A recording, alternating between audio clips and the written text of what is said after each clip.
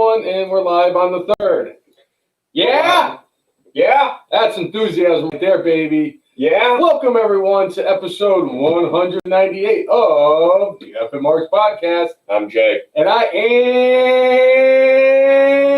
am the brainless one. Always. And forever. Yeah. Because it's not just a gimmick. It's a lifestyle. So we got quite a bit to get into today. Some very interesting news that came out because of something that happened this week involving WWE and a certain member of AEW. We'd like to touch base on that. We also like to discuss a little bit more into the Survivor Series build, as it's actually one of my favorite.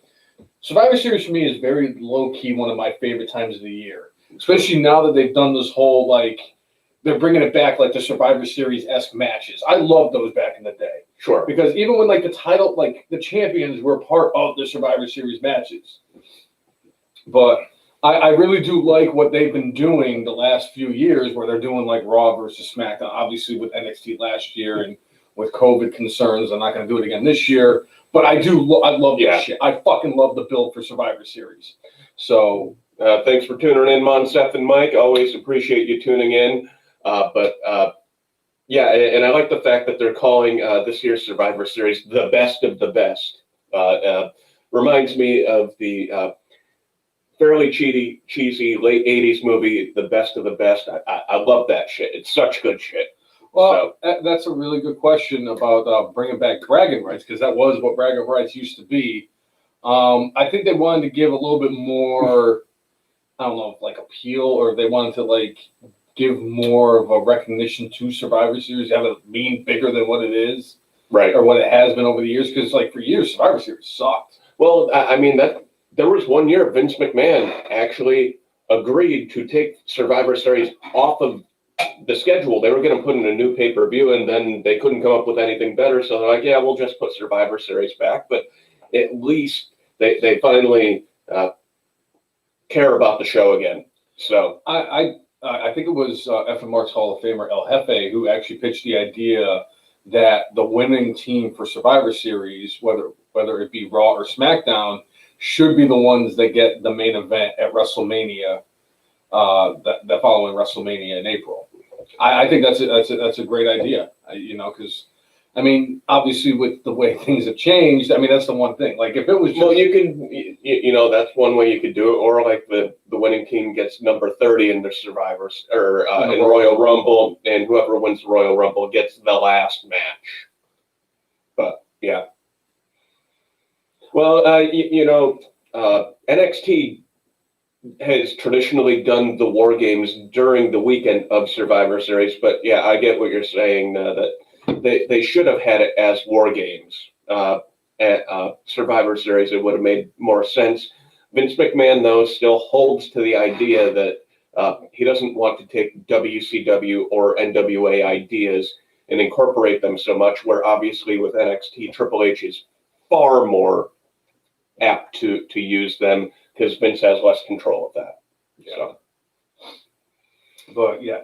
So they're continuing to build towards Survivor Series. Will be happening in a couple of weeks or so. We'd also like to talk about Full Gear, which happens to be this evening for AEW. I'm excited for it. There's a couple of matches I'm really, really excited for, including the championship match. Anytime John Moxley's on my screen, I'm excited to see it. And I think that Eddie Kingston is one hell of a person to go up against John Moxley for the AEW championship. So I'm excited for that. And whenever Orange Cassidy's on the TV, I'm always excited. Yeah, it's going to be great. It's going to be good shit. It's such good shit, pal.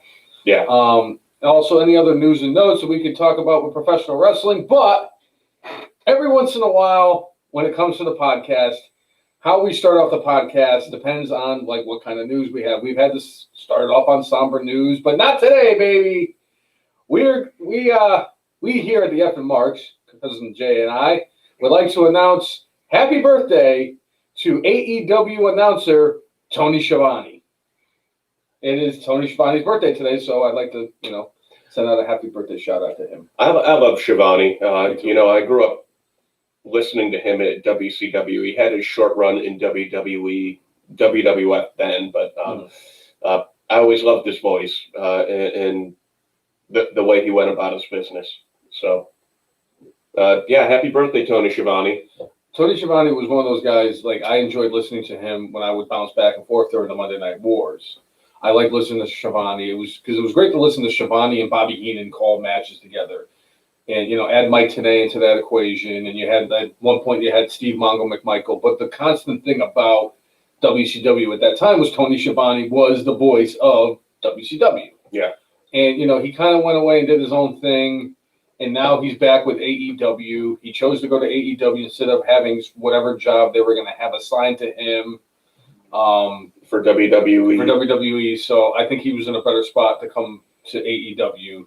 I love having him call the matches. It's the best part about having him with AEW is he's the one that's calling the matches. Him and JR, two of the goats in the business.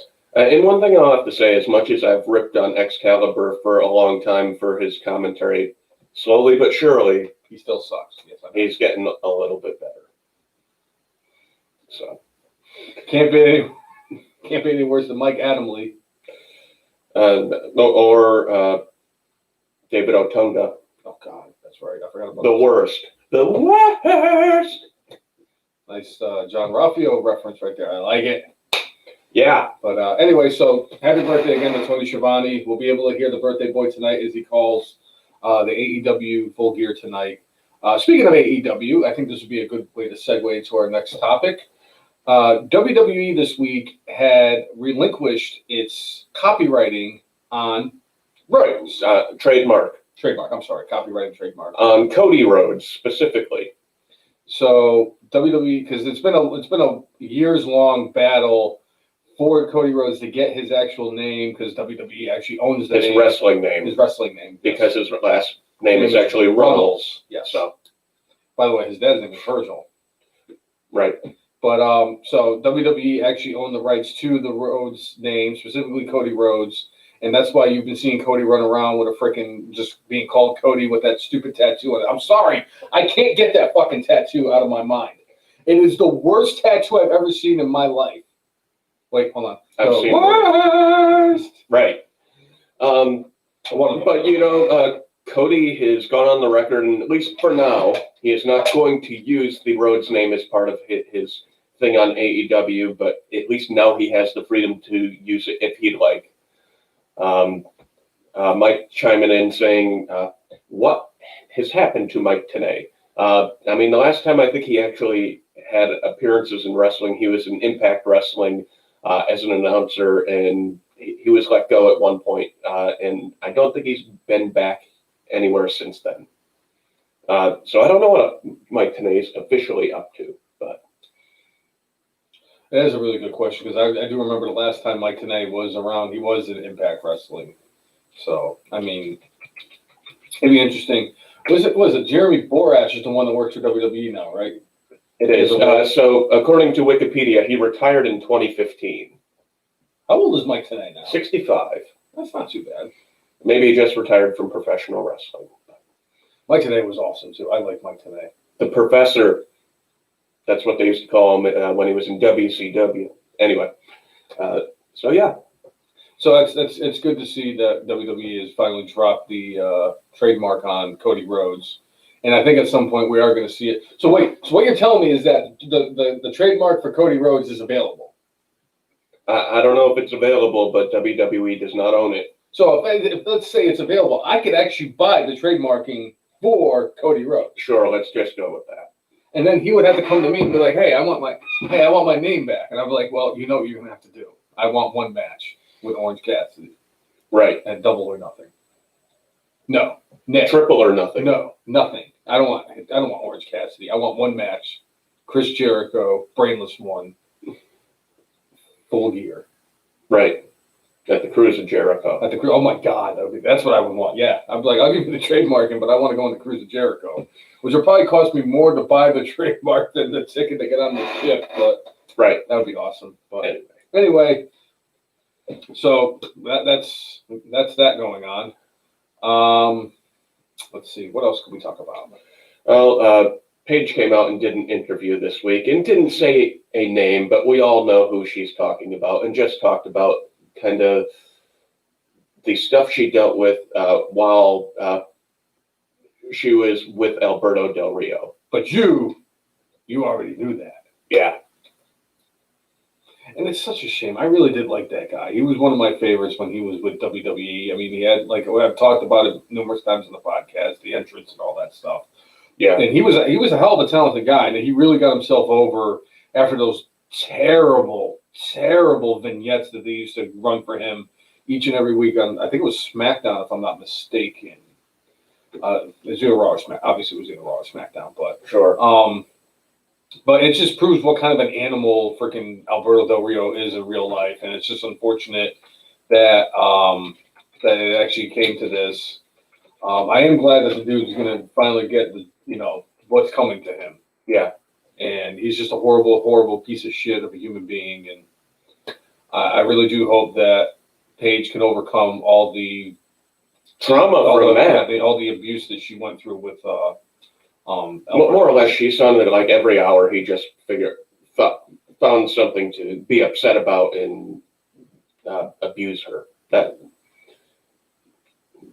fucking sucks. Gee, every hour to find something that's wrong. Gee, that sounds like me. I just don't. Yeah, but then beat up somebody. Come on. No, I just kind of like mentally destroy myself. You can't damage your brain if you don't got one. Right. But yeah, I'm glad that she came out and said what she had to say, and I really do hope that she gets the help that she deserves. To get over everything that she went through. It's such an unfortunate thing, and nobody deserves to go through that. No. At the end of the day.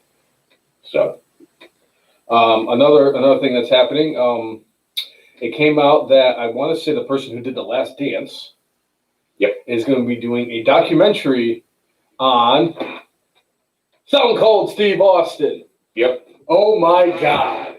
As much as I loved The Last Ride by The Undertaker, are you fucking kidding me? You're going to give me a Stone Cold Steve Austin documentary. Nice. I'm so excited for this. I really am. I fucking love Steve Austin. Steve Austin will forever be my favorite wrestler of all time, and it's not even close. He is the only person who is going to keep his spot on my Rushmore. All the other three can go. Austin ain't going nowhere. Where are you going? Nowhere. But I'm happy for this. I mean, there's a guy who definitely deserves it. He was the biggest star in the biggest wrestling company during the hottest time in professional wrestling. And if anybody deserves this opportunity in this type of a documentary thing, it's Steve Austin. Right. Thoughts? Well, Stone Cold, his rise in professional wrestling, it's like it took a while for him to finally get to where he needed to be. I mean, he's talked in interviews. It took me 10 years to figure out this, that, and the other thing to get my look down. He was like, but I just kept on getting my opportunities, and I like to believe in like when shitty stuff happens, you kind of get your blessing on the back end. He didn't want to get fired by WCW, but what did that do? It fired him up enough where it ignited the beginning of the Stone Cold character, which you saw bits of in his short run in ECW. And by the way, in that run in ECW, he lost to the GOAT in a ECW World Heavyweight title match. Yeah, and I'm talking about the GOAT, Mikey Whipwreck. But it's just incredible because like I remember, yes, I always talk about like I was a fan of WCW during during the Monday Night Wars and everything like that. But I remember like Steve Austin being part of the Hollywood Blondes with the late great Brian Pillman. I mean, they were a tremendous tag team that worked together. He was a former television champion, if I remember correctly, when he was in WCW. Yes. Wasn't he part of the Dangerous Alliance? He was part of the Dangerous Alliance. You know what? He might have also been U.S. champion at some point. I could be wrong. He did a lot to get to where he was. The fact that he was part of the Hollywood Blondes and he was just kind of a guy that really didn't develop into anything spectacular in WCW. Yes, he won some of the secondary titles, but he wasn't one of the guys that they put into like the main event picture. Then he goes off to ECW, and ECW at the end of the day is basically like the Tampa Bay Rays compared to the Yankees being WCW and the Red Sox being WWE. And yes, I said that the Red Sox are WWE over WCW as the Yankees. All right. Yeah. But anyway, when he got to I'll tell you right now, when he got to WWE, nobody really expected much from him. They gave him this horrible gimmick called the Ringmaster, and they associated himself with Ted DiBiase, which isn't the worst thing in the world. But they put the $1 million title on him and everything, and it was just like the Ringmaster. That's fucking stupid. Well, one thing that I'd like to point out with this, Stone Cold more or less was told the same thing that the Undertaker was told. You ain't gonna draw money, so we've got nothing for you. And what happened with both of them? Steve Austin probably brought in more ratings than two of the most profitable superstars in WWE history. And if you think about it, because number one, something I was going to bring up was the fact that the Undertaker, they're going to celebrate 30 years of the Undertaker at Survivor Series, the 30-year anniversary. 30 years of a guy working for WWE. And they're calling it his final farewell. Which we all know is a bunch of bullshit. I'm sorry. Yes, I'm pretty sure this is an angle that is going to set up something. I hope that they bring out Coco Beware's and he pins Coco Beware so that the first person he pinned in WWE was Coco Beware and the last person he pins in WWE is Coco Beware. The irony of all that would be great. But it's like you have him who was there for 30 years and he is by far the greatest wrestling gimmick to ever come about. How he has adapted over the years from being like a gravedigger to, kind of like the evil Undertaker that he was when he was in the corporate ministry, to being the American badass, to being back to being the dead man. And it's just like, it's incredible what Undertaker. And he went back to the American badass for Hefe for this year's WrestleMania. Yes, and Jeff still is excited about that. But you think about, like, with Steve Austin, he went in as the Ringmaster, and then they're like, oh, we're going to give you a new name. And what was it, like Fang McFrost or some shit like that? Yeah, that was one of the stupid-ass names. And the person who came up with Eli Cottonwood probably came up with that name. Or the Berserker. But, he's doing time, I think, the Berserker. Yeah, I thought the last I knew he was selling cars. But maybe he's... I think something happened with that, but we're not going to go into that. But like something's happened. But like Steve Austin, like nobody ever thought that a dude with a bald head who wore black trunks and black boots, who just with a goatee would ever become like the biggest star in WWE's history. But he did, and now he's going to have a proper documentary made about him. Like WWE did one, years ago. Really good documentary, but I think this one's going to be far more in depth. It'll probably, trace his life from beginning until right now.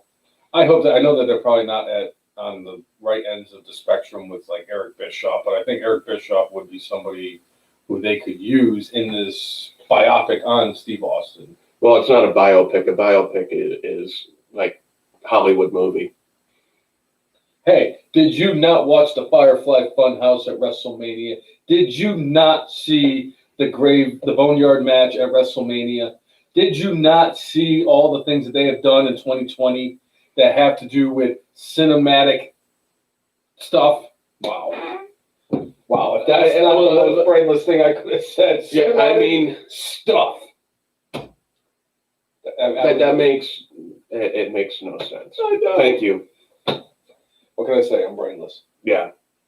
But bringing in people like Eric Bischoff to the documentary, obviously, I think we know that Bret Hart's going to be brought into that. Well, they have plenty of file footage of Eric Bischoff talking about this. They don't necessarily need to get a new interview. So it's a shame because I think everybody knows that if there was one person that Steve Austin would love to have talk about him on this documentary, would be Jim Ross. And they have plenty of file footage about Jim Ross talking about it. So it's not necessary to get new stuff. Okay. Fair enough. Yeah. Yeah. But yeah, so anyway, congratulations to Steve Austin. This is well deserving of you getting this documentary. I'm happy for you, man. Yeah. Yeah. Right. So anyway, what do you want to get into now? You want to talk about the continuous build towards Survivor Series? Why the hell not? Because my whole thing about this whole build towards the Survivor Series is how they're building towards Survivor Series. And a lot of the things that they have done where it's just like it doesn't make any sense. Because obviously they did the whole thing where they were like, oh, we're just going to put Shayna Baszler and Nia Jax, who are the women's tag team champions, who are on Raw on the Survivor Series team. They didn't even get qualifying matches. Then they put Mandy Rose and Dana Brooke on there just for sake of having Dana Brooke and Mandy Rose on the team.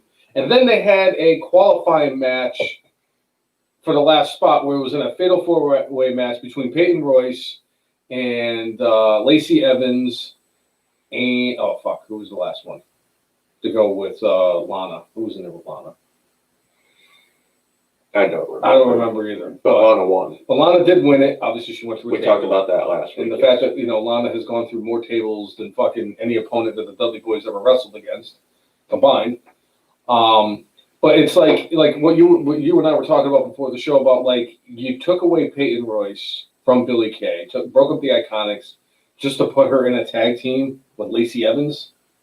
Supposedly they were going to push her, and Vince she fell out of favor with Vince. Like, what was the point of this? Yeah. And then it's like with the women's side for SmackDown, it's like you had Bianca Belair in a triple threat match against Natty Neidhart and Billie Kay. Bianca Belair, with no question in my book, won that match fair and square. So last night, they had another qualifying match for the women's SmackDown team. Who was in this match? Well, it was Zelina Vega and it was Ruby Riott. And for whatever reason, Natty Neidhart was in another qualifying match. And just like the week prior, Ruby Riott actually got the victory, which I'm happy about, by the way. I'm ecstatic that fucking Ruby Riott is going to be a part of this team. Yeah. And it's like, okay, so does this mean that next week, when they have a qualifying match for the Women's Survivor Series team, it's going to be Natty Neidhart, Liv Morgan, and I don't know, Carmella? Yeah. Or Bailey? It's like, it's stupid. Why is somebody getting multiple opportunities? Especially if you're referring to yourself as the BOAT, the best of all time, and you keep losing. She's a BOAT? Yeah. USS Minnow? But it's just, it doesn't make any sense. Like if they did some, like a thing where it was like the triple threat match, and it was like, everyone was in a qualifying match, then they decided that they were going to have all the people who lost but didn't eat pinfalls in those matches get like a second chance to be a part of the team, then I can understand something like that. But it's like you can't have her continuously be in qualifying matches. Why do you need triple threat matches? What happened to the days where they used to be one-on-one matches? Why? I mean, I don't get this. Another thing towards Survivor Series that I've really been enjoying is how they've been kind of building the Street Profits and the New Day, the New Day, who will be wrestling at Survivor Series in a tag team champion versus tag team champion match at Survivor Series. I really like the fact that the Street Profits went up to Big E last night, and we're trying to get information from Big E in regards to what to expect from Kofi and Xavier, and Big E basically told them that they should just lay down to the New Day. And right. It led to a segment where they're all laughing and everything like that. And then Billie Kay got in there and was like, I have information about Raw because I was over there. And they're like, Billy, we were over there with you at the same time. Right. So.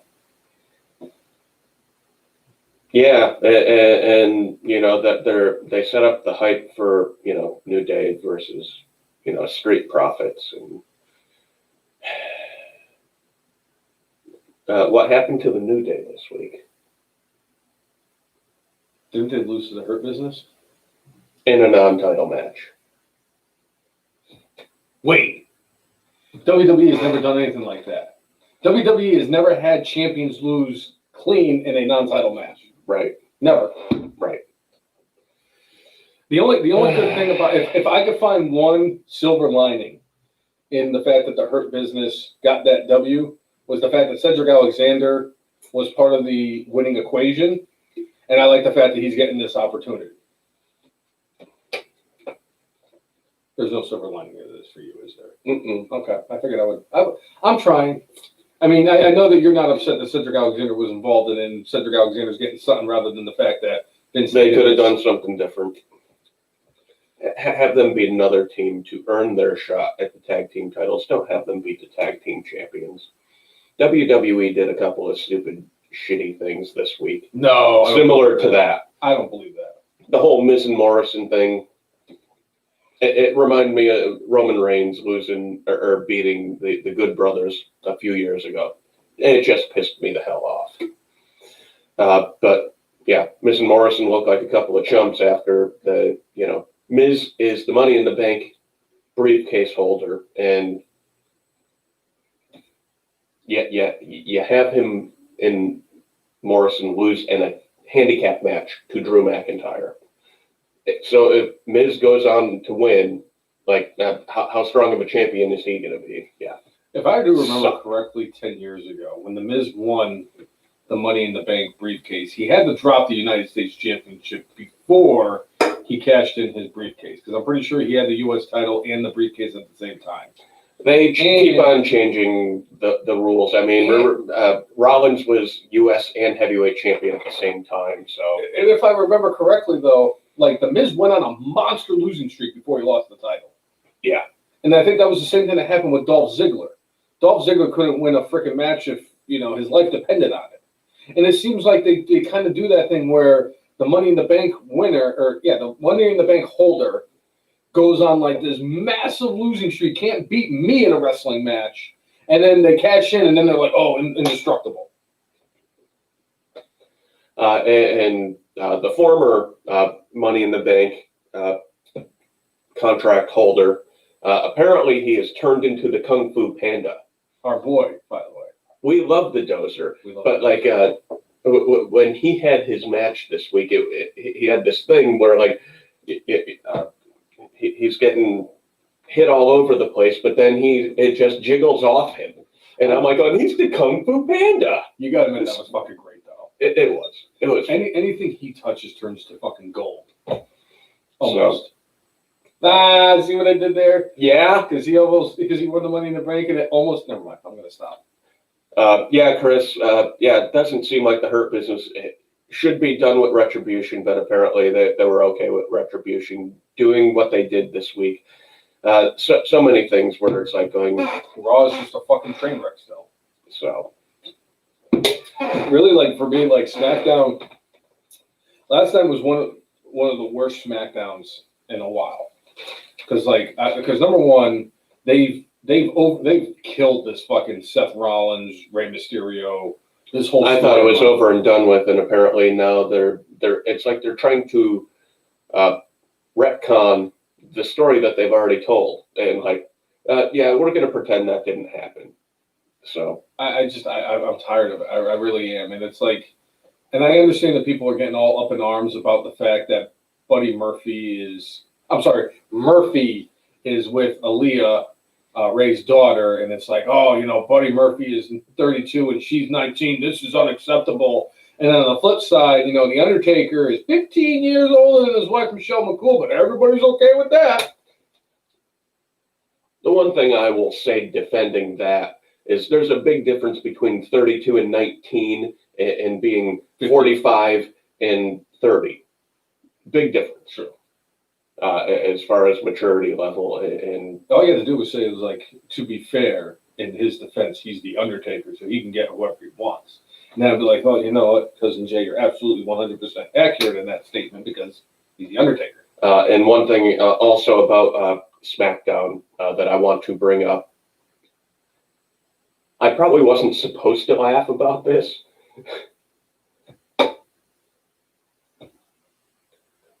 Does Lars Sullivan suck more air than Mega Maid? In that segment, I saw more heavy breathing than I've seen in quite a while on anything. He was mouth breathing so hard that the Red Sox offered him a 3-year contract to pitch out of their bullpen. Just like Keith Embry and John Lackey. But he would Now, like the stuff he actually said about, hey, I was bullied, and once I got bigger, then I started bullying the bullies who bullied me, and I kind of like that. So I like the character development, but the fact that like it was like, see, I think that's what you and I differentiate on. Like when he had his interview last week with Corey Graves, and then he had his one last week.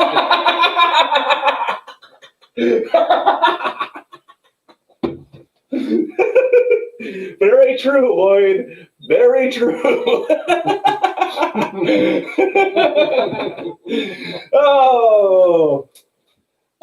Yes. I was thinking about that last night. I'm like, maybe no. I'm like, I'm not even gonna mention it because it's just gonna make me a bad person. See, I'm really not into this whole development with Lars Sullivan, and I know that you've been telling me, and obviously you've been telling me since we started doing this podcast fucking years ago, that you gotta let it develop.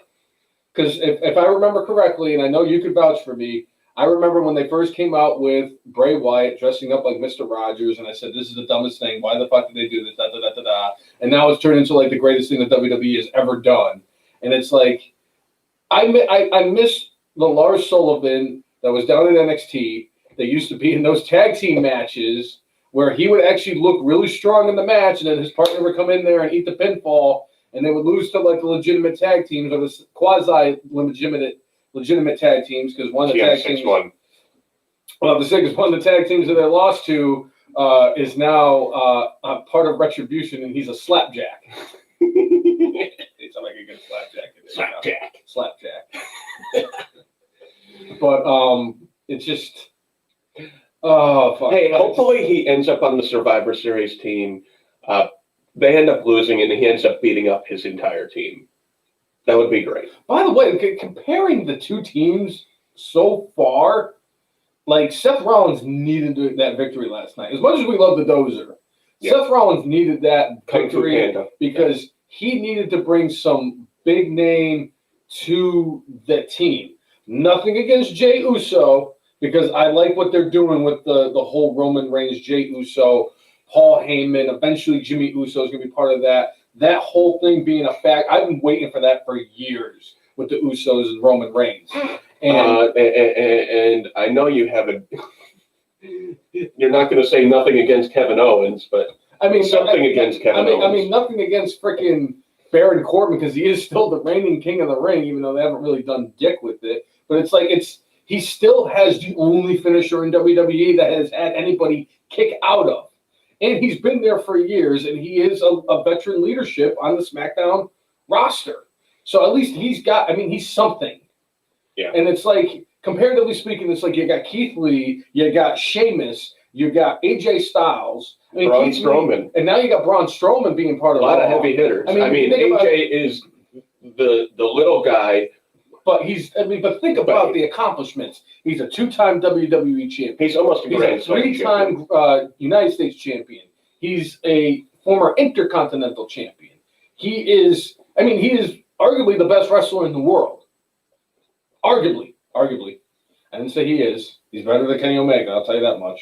Fuck that cleaner. Fuck. But like, if you look at it, it's like you got Keith Lee, who's one of the best young up-and-coming stars in WWE, and they're putting him in the right direction, putting him in this match. You got Braun Strowman, who just recently lost the Universal Championship in this past summer, and is still one of the most legitimate threats. And hell, he's almost a Grand Slam champion himself. One thing I'll say about that, I love the match that we got on Monday between Keith Lee, Sheamus, and Strowman. Like, you know me, I love the big guy matches where it looks like they beat the hell out of each other, and it looked like they beat the hell out of each other. I freaking loved it. And on top of the fact that they have the most legitimate wrestler on the Raw team, you know who I'm going to say. You know where I'm going, right? I don't even have to go into it. Sheamus.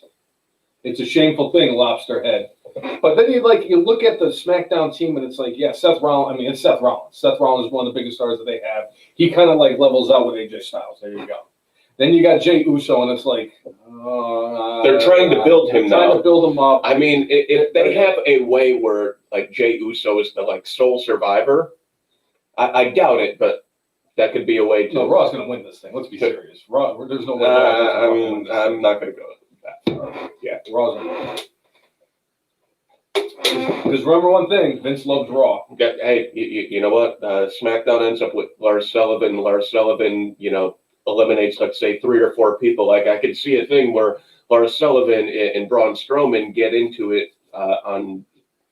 Oh, that would be. And it's like a double count out or double DQ with the 2 of them. That would be awesome. So I could see something like that happening, especially like Lars does a couple of his heavy pants and then it knocks out Strowman. Maybe that could be his ending move. He breathes on them. We're going to get Randy Orton versus Roman Reigns in the champion versus champion match. One of those 2 is going to have to lose. I think it's going to be Orton. I think it's going to be Orton too, and it's a shame. Because at this point, you can't do anything to damage Randy Orton.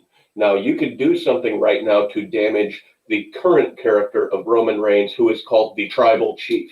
If you call yourself the Tribal Chief, you shouldn't be losing. Shouldn't be. Yeah. Unless they do like one of those chicanery things where they end in a double count off themselves, where they both don't. They can't do that with like a bunch of matches. So, but we'll see. I'm still convinced that how SmackDown's going to go is that the Raw versus SmackDown women's thing is going to be all the women on the Raw on the SmackDown team are going to get eliminated except for Bianca Belair. That she's just going to rip through the other 5 members of the Raw team. I don't know why. I am so hell bent that that's going to be why they're going to do that, and then set up for like Bianca Belair versus Sasha Banks for the women's title, which would be a fucking great match, by the way. Yeah. I like what they're doing so far. They've had 0 build for the United States Champion versus Intercontinental title match. Well, honestly, with that match, that should. Bobby Lashley versus Sami Zayn. That's why they were talking about, like, think about all of the rematches that they're getting in all these matches. Roman Reigns has gone up against Randy Orton. Sasha Banks and Asuka recently have had a feud going at it. Sami Zayn and Bobby Lashley have had a feud going at it for, I want to say, won the titles not too long ago. I mean, hell, that was back when Bobby Lashley was a face and Sami Zayn was talking shit about Bobby Lashley's sisters, which was one of the dumbest things they've ever done. Because I'm going to tell you right now, if anybody goes out there and starts making fun of me and my sister, I ain't going to come out there smiling like fucking Bobby Lashley did. Well, and your sister would probably kill whoever. Well, yeah, that too. Yeah. Even if it was Bobby Lashley. Right. But I really... all right, so they're bringing up that they think that at the end of the Roman Reigns-Orton match that Miz is going to cash in. It'll be 10 years to the day in the same place that he did it, on the same guy. Could be an interesting way of doing that. And would Drew McIntyre get involved with that? Because I also think it could be possible. Drew McIntyre is going to be on Survivor Series. Whether or not he ends up on the Raw Survivor Series team, I'm going to say probably he will. But what if McIntyre decides he's going to come and screw with Orton because Orton's not giving him his rematch? And he decides, well, I'm going to help Roman Reigns win. Just saying. Anyway. It's not a bad thought. I really didn't want the Miz to cash in on Orton again. Well, who knows? Now, one thing with the Money in the Bank contract here, I'm guessing, I don't remember if it's ever been clarified. Does the Miz now only have like 10 months to cash in, since Dozer already had it for a few months, or does he get a year from when he won that? That's a really good question. And I would say we'd have to go back to when the last time this happened where a Money in the Bank winner ended up losing the Money in the Bank briefcase. That was when Mr. Kennedy lost it to Edge and then Edge cashed it in.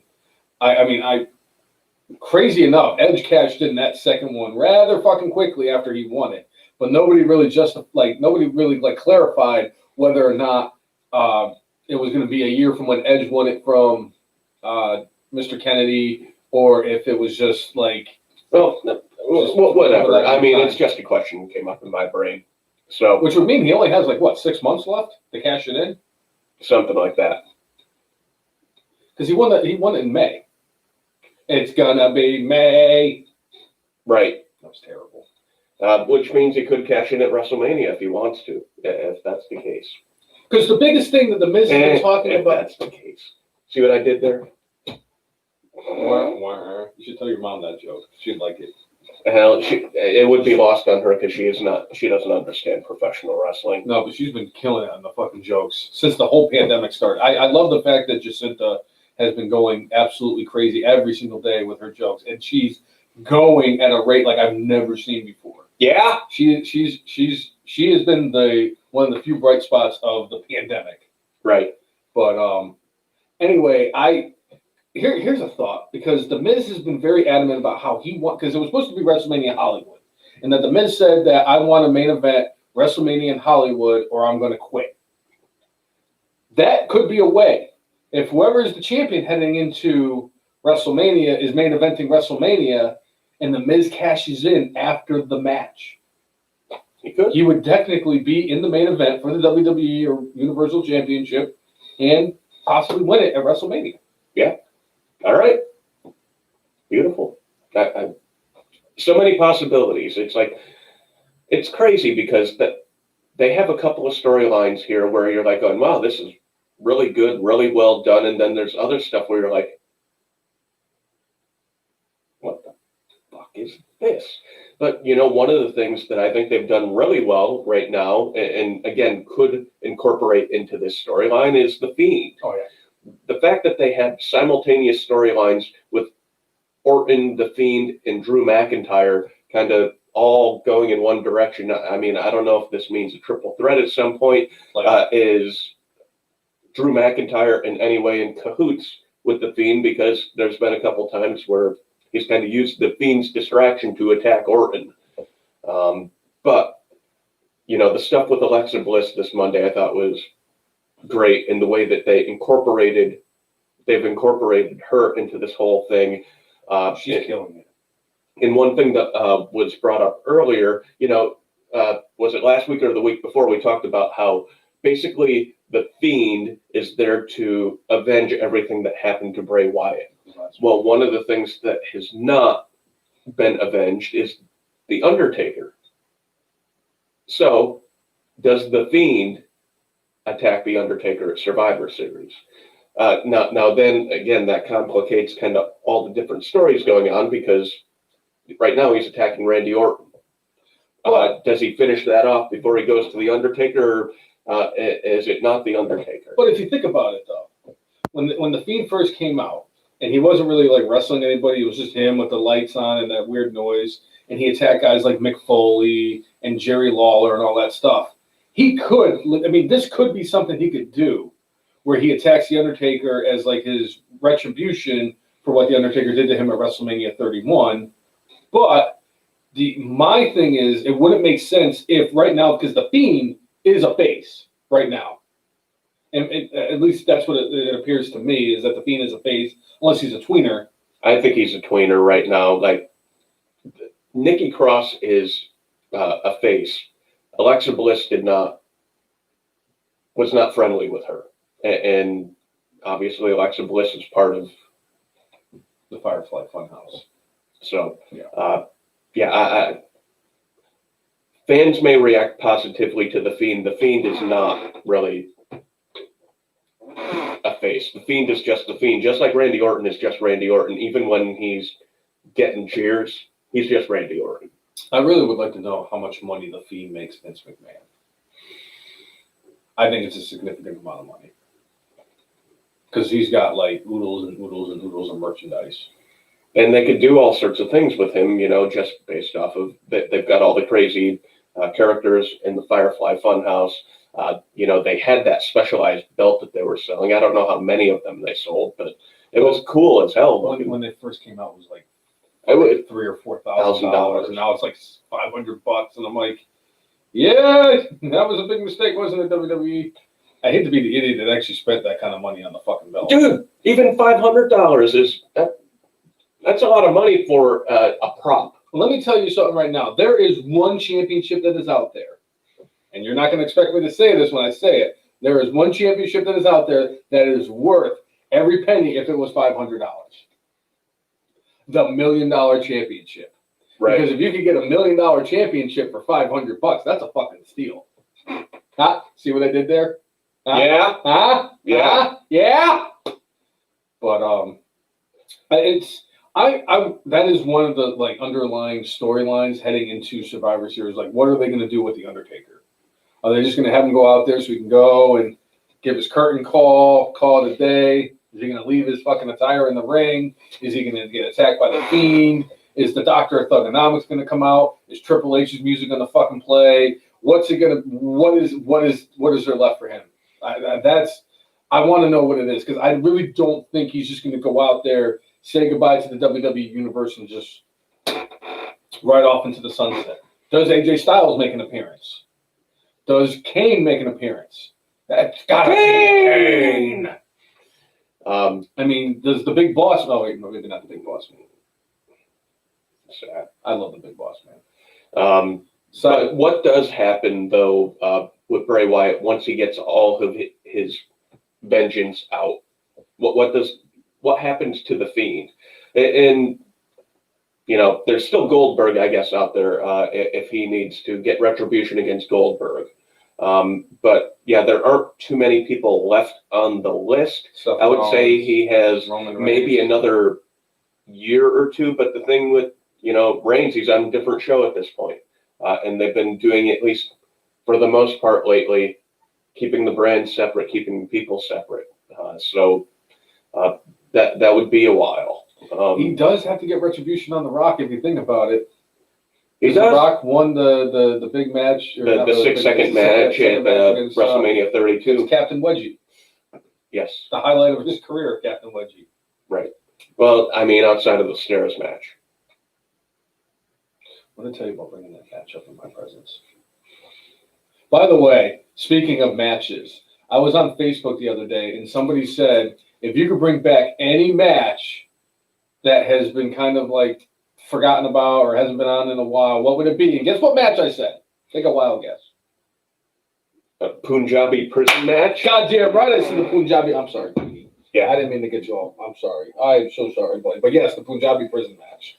That's kind of true, Lloyd. The feud with Miz never really ended, but Bray Wyatt did beat him. And it was Bray Wyatt that beat him and not the Fiend. Yeah. And then it was kind of like, because the Miz was a face at that time, and it's like everybody reverts back to what they were once they start feuding with the Fiend. Which means I'm convinced that he's going to end up in AEW so he can feud with John Moxley so he could go back to being Dean Ambrose. What's up, Gags the Clown? Gags the Clown! Gags the Clown, available worldwide. Make sure you check out Gags the Clown on Amazon Prime or wherever it's available in your area. Worldwide? Yeah. So, he's at a water park right now. That's crazy. How is he at a water park? In Wisconsin. Oh, don't even get me started on Wisconsin right now, please. Yeah. So, all right. So, how is somebody at a fucking water park? How are you at a water park? I'm sorry. Hold on. Let's drop the wrestling topic for like 2 seconds really quickly. How the hell are you at a water park in Wisconsin on November 7th?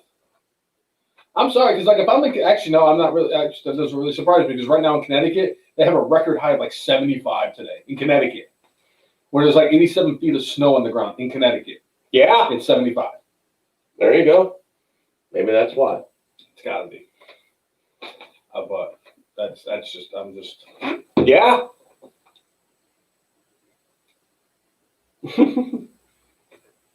Well, and the thing is, there are indoor water parks, so maybe that's it. Indoor, see? Yeah. Thanks for tuning in, Gags. We appreciate you. We love you, Gags the Clown. I hope you're enjoying a stout right now, or a porter. No, that's how you roll. So, world's largest water park. Oh, shit. Sweet. I'll have to check that out. Yeah. Beautiful. Yeah. All right. So SmackDown,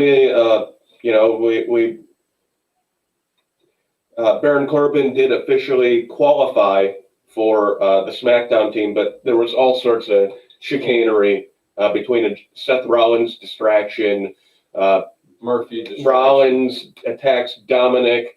Murphy and Aaliyah come to help. I mean, it's all over the place It's now. a clusterfuck. But and it's with funny. all of this that went on, Baron Corbin.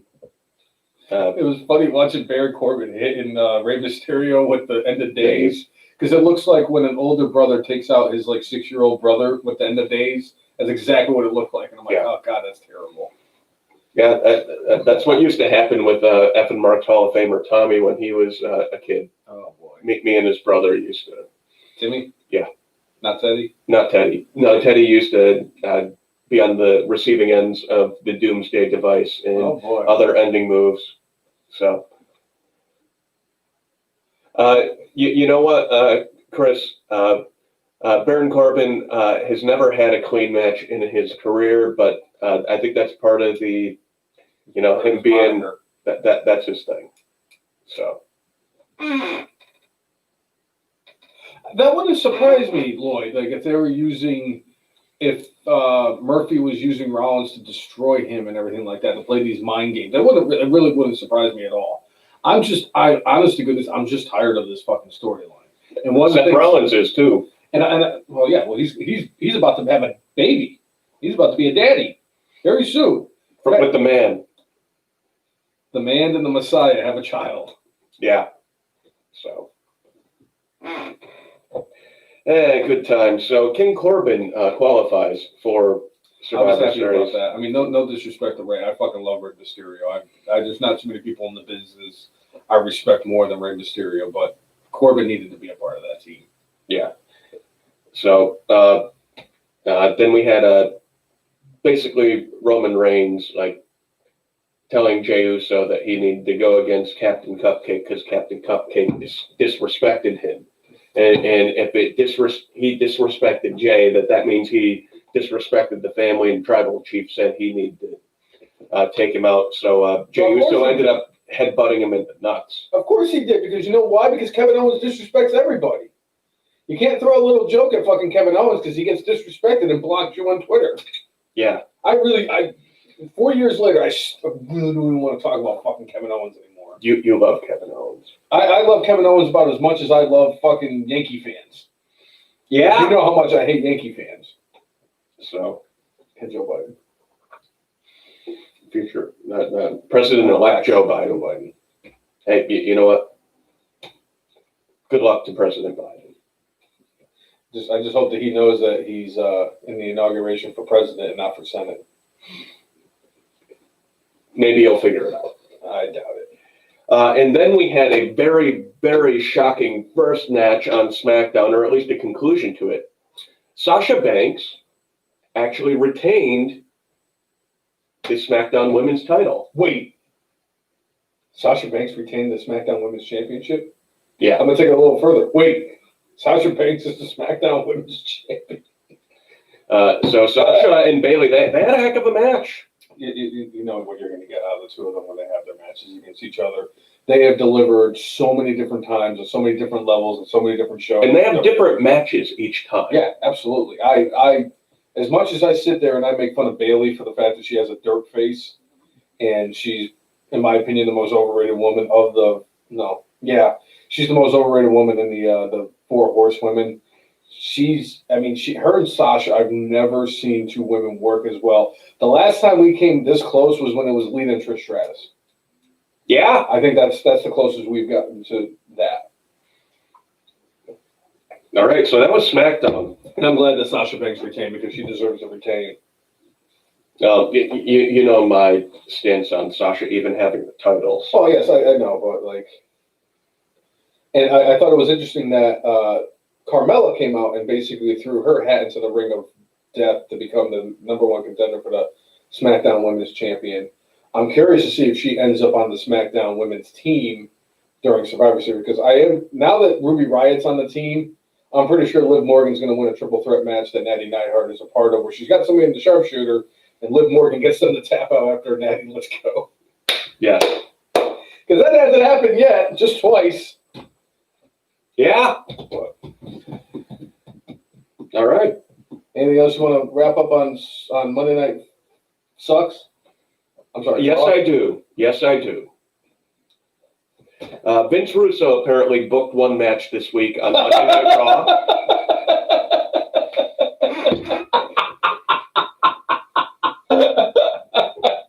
For just one night only. Oh God, he came back for one night only. It's like when they had. Remember when they used to have the special guest general manager of Raw every single week. So it was like Vince Russo's turn. They're like, hey, what do we got left? Oh, Vince Russo and like Roseanne Barr. Well, let's do Vince Russo tonight. I understand that the guitar has been incorporated into the storyline for Jeff Hardy and Elias. Guitar on a pole match.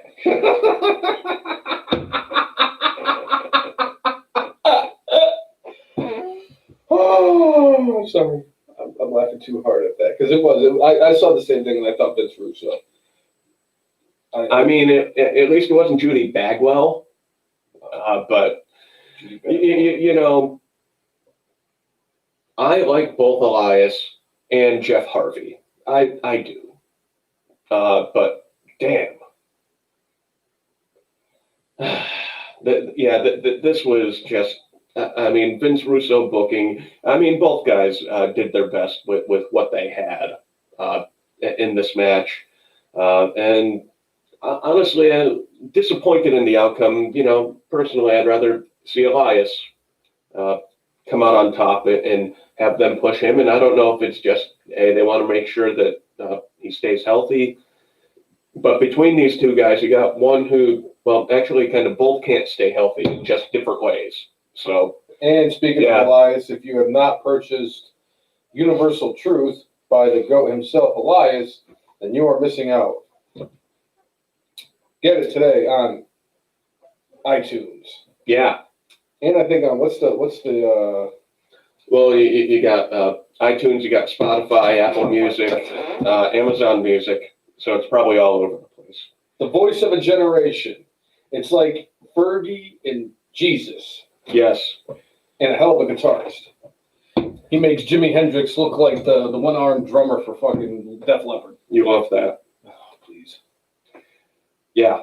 Beyond that, we do have a new 24/7 champion. After R-Truth got his ass kicked by Bobby Lashley, Drew Gulak comes out and he ended up getting, Drew Gulak got his ass kicked, but it was thrown on top of R-Truth, and that's how he won the 24/7 title. I still love the 24/7 title. The fact that it's still going is just the funniest thing. And the fact that they've kept it going in the middle of a pandemic is just incredible. I want eventually with this title, I want when Jinder Mahal comes back, for him to win it on a golf course again. I don't care who he wins it from, but I want him in his wrestling gear on a golf course again. I want Braun Strowman to have an entire table full of fucking food at a Waffle House and have R-Truth and somebody else just come in there and start beating the shit out of each other. And one of them knocks one of Braun Strowman's plates off of his table. He picks them both up, puts them through the table, pins them, becomes 24/7 champion, and then finishes his waffle. That's what I like that idea. Or Otis Dosevich is having a cookout, and R-Truth just shows up and there's a cookout with Dozer, Braun Strowman, and for one night only, bring back Cassius Ohno. There's not enough food on the planet for that, Jay. You and I both know that. I'll tell you right now, because Chris Hero has a lot of time on his hands, we should hit him up and see if he wants to go to Crazy Buffet with us. Is Crazy Buffet open? I think most buffets are still closed at this point. Let me look this up. I need to know. Yeah, it's very important. This is the Crazy Buffet. If you are ever in southeastern Virginia and the Virginia Beach area, you hit up the Crazy Buffet. It's one of the greatest buffets out there. But yeah, they actually have a couple of pictures up in where the host for the Crazy Buffet is, and Cassius Ohno is one of them. It says, "Do not allow this man to enter, because bankruptcy will ensue for the Crazy Buffet." So, it is open. All right. Great. The only thing is that you have to wear gloves and a mask when you get in your food. I don't even care. Yeah. I don't even care. Crazy Buffet is open. It's the best news I've heard so far in 2020. Yeah. But I'm going to cry. I'm going to cry. Beautiful. Yeah. Why not? All right. So that's that. Is that, Mr. That's that? That's that. And I did not have the opportunity to watch NXT this week, but I know that there was a thing that happened on NXT that you want to get into. What heavens do you mean that I want? I thought you wanted to talk about Pete Dunne. Oh, are you talking about the fact that something happened with the future of professional wrestling in Pat McAfee? Is that what you were talking about? Sure. So we had a match between Drake Maverick and Killian Dane, who have kind of been just kind of like this makeshift tag team and everything. And I want to say they were up against the tag team Everrise, if I'm not mistaken. Sounds good. And, while that match was going on, Pat McAfee and his crew came out there and laid to waste of all the people in the match, mostly Killian Dane and Drake Maverick, and taking them both out and everything. And Pat McAfee got on the microphone, grabbed microphones for all of his guys, kind of went a little bit more into detail as to why they did the things that they did, including Pete Dunne, because everybody can understand why the team of Oney Lorcan and Danny Burch would join forces, but it was like, what does Pete Dunne have? Why would he do what he did? Well, Pete Dunne finally got on the microphone and said that the reason behind it, after a hockey assist from Pat McAfee, it came out that the reason why Pete Dunne is going up against the Undisputed Era is because he still holds a grudge against the Undisputed Era when him and Roderick Strong were a tag team trying to get the upper hand against the Undisputed Era, and then Roderick Strong had turned on Pete Dunne, and Pete Dunne still has not forgiven them for that and hasn't forgotten. So that's why Pete Dunne is part of the equation, which he's the ace in the hole for that group. I'll tell you that much. He looks really good. He's definitely in the best shape of his life. He is going to be a difference maker in this whole grand scheme of like NXT. One of the things I thought was interesting was like they all rolled up and they had like this freaking GMC Xterra or whatever the hell it was, this giant SUV type car, and they all got out of it and just left the door wide open. Walked into the arena, did their whole thing. They finished, cutting their promo and doing what they were doing in the ring, and then they just got up to leave. And Killian Dane came out and started to try to get attack them for what they did to him, and they kicked the door in his face, and then they drove off, and you see Killian Dane with a puddle of blood next to his face, and I'm like, come on, man. That's over. That's just too much. Especially because they pan back to see Pat McAfee's face, and then you go to Killian Dane on the ground, and it's like, that was the one thing about that whole segment I just didn't enjoy. Give me all the Pat McAfee you want. You want to give me 2 hours of McAfee on NXT? I'll take it. I enjoy this because McAfee is doing so many good things in NXT, especially on the microphone and building this up, especially because it's going to lead to a rivalry, like you said, and probably at War Games, where they have a War Games match between the two teams, between them and the Undisputed Era. And I think that'll be Royal Rumble weekend. I love the fact that Pete Dunne's a part of it. I just love Pete Dunne. He's one of my favorites in all of WWE, all the way up from from Raw, SmackDown to the NXTs and all that stuff. And I love the fact that Danny Burch and Oney Lorcan are finally getting the recognition that they deserve. Like they've worked their asses off for several years. And Danny Burch is he's an OG. Danny Burch was part of the NXT roster back when Seth Rollins and Dean Ambrose were on the NXT roster. And it's like the dude's been down there forever. The guy goes out there, he performs each and every time they have him go out there. He can fight just about anybody and literally fight anybody. And then you got Oney Lorcan, who's a long-standing veteran in the freaking independent scene, and finally got his opportunity in NXT. They moved him up to the 205, and that was kind of a, whatever it was. And I think that was part of the reason why they were able to convince him to re-sign when he was talking about how he wanted to leave, and they basically gave him a new contract. I think they knew that something was going to be in the works, and they were going to give him an opportunity. And there is not two human beings in WWE that I am happier for than Danny Burch and Oney Lorcan, because of the fact that they're getting this opportunity and are able to work like this. So I'm ecstatic about it. I'm excited to see where this leads to. And most importantly, this is ultimately going to lead to the face turn of the Undisputed Era. Yeah, they've been teasing that. So we'll see where it eventually leads. And Lloyd is saying that the next takeover is December 6th.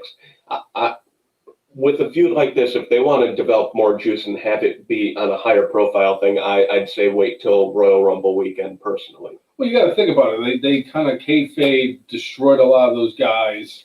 They destroyed. They're out with injury right now. Out with injury. Kyle O'Reilly got attacked with the chair.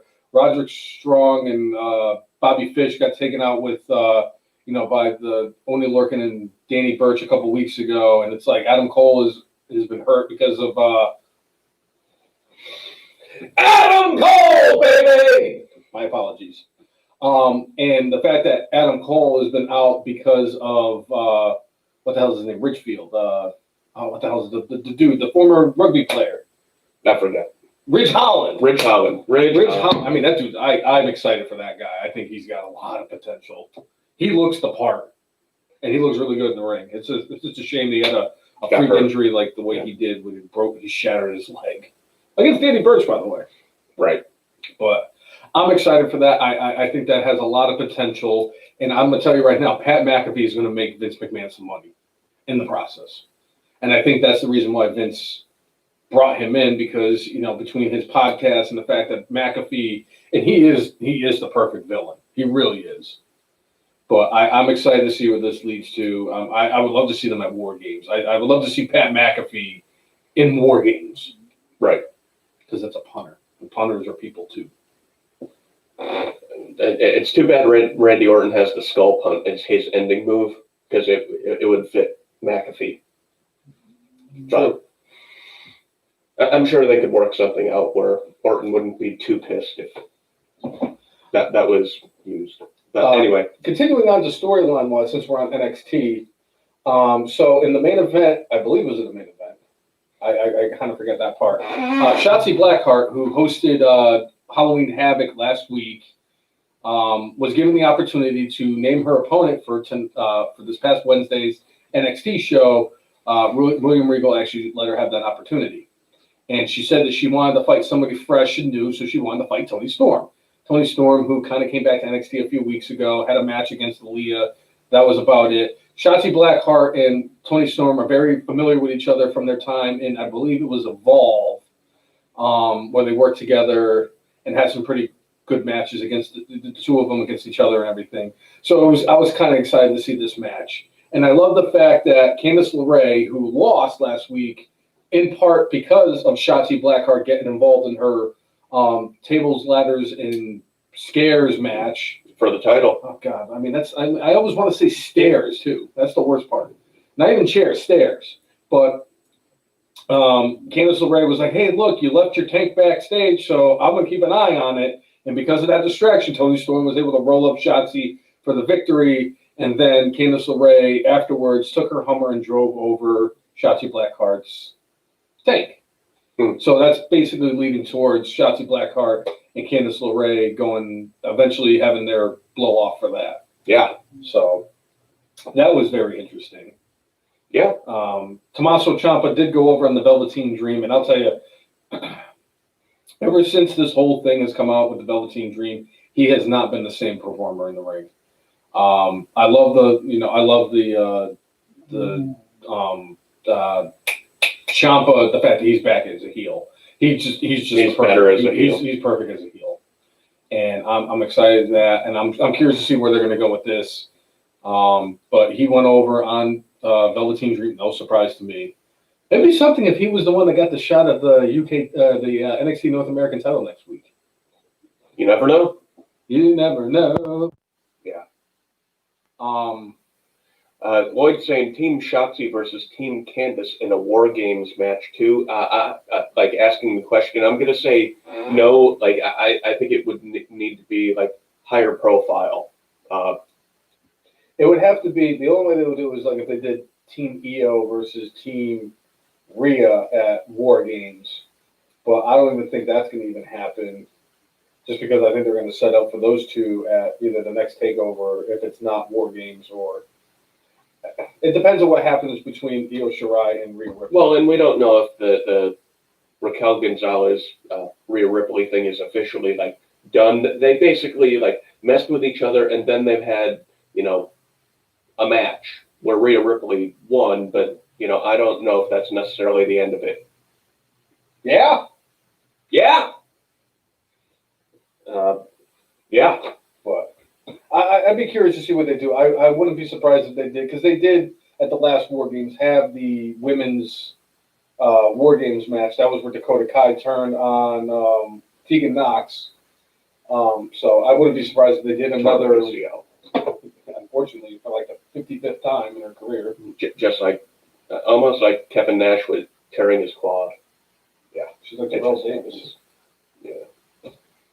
Sorry, I had to. It's not funny tearing your ACL. Oh, I know. Shea Ralph. Hey, if it wasn't for the fact that Shea Ralph constantly tore her ACL, she wouldn't have spent 26 years on the UConn women's basketball team. Yeah. So I'm pretty sure she's still on the. I know she's in the system now, I think. Right. With the GOAT. Anyway, let's move on to AEW and their build up for tonight's Full Gear show. As I'm like throwing my notes. Yeah. All right. Do it. So Dynamite this week. One thing I loved is they had Jericho on commentary for basically the entire show. And is there anything he can't do in the wrestling industry? Probably beat Fandango at wrestling. Basically, with Jericho here, I love that. Like you know, everybody's singing Judas every time he comes out. He now refers to them as the Jerichoir. That's better than them being Jerichoholics. Right. But basically, at the beginning of Dynamite, Jericho called out MJF, called him soft because he wore a scarf. I love that little bit of like playing that into the storyline, because we remember a few years ago during one of Jericho's runs in WWE, what did he start wearing? A scarf. So, you know, for the people paying attention at home, that was a little tie into that. Right. So I love that aspect of it, and you end up. I thought it was going to be a few weeks before we saw Jake Hager back on AEW TV, but nope, there he was this week. He wasn't on there for long, but you know they hyped up the fact that, you know, he won his match in Bellator, and but the one thing I wanted to mention about this whole thing was it led to a match where MJF and Wardlow teamed up against Sammy Guevara and I want to say Santana or I don't remember which one Ortiz. It was Ortiz. Why didn't they fight both members of Proud and whatever the fuck they're called, Pride and Powerful? Why was Sammy Guevara the replacement for Santana? Why wasn't Ortiz? Maybe there's a coronavirus thing, because Santana did not show up at all. And I know that they pulled Scorpio Sky from the show too, or at least something dark. So it could be something like that, but you know what? To me, it's fine. It's similar to Undisputed Era. Sometimes you end up using O'Reilly and Fish and O'Reilly, and sometimes you get O'Reilly and Strong. And then for a little, and then there was, Adam Cole, baby, with Roderick Strong for a bit, so interchangeable. I'm okay with them being interchangeable. But what we had here, though, you saw somebody dressed in a luchador mask near the end of the match, and then all of a sudden, like, messing around, like Sammy Guevara tries messing around with the person. Then next thing you know, they pick up their chair and throw it at Sammy Guevara, and it's Matt Hardy. And because of that distraction, because of that happening, we ended up having Wardlow and MJF winning this match. But, a lot of this was like Jericho trying to get MJF to be more aggressive, trying to get an edge out of him. And after all this happens, then like MJF ends up going and attacking Jericho, who's at the announce desk, like driving him through the background. And Jericho ends up having this like grin on his face. Like, yeah, Jericho's a good this is what I need as part of my stable. So I thought it was an interesting way to help kind of build this. So I agree. I think this is the right direction. And I know I said at the beginning of the show that there was a couple of matches I'm really excited for. And that is one of them.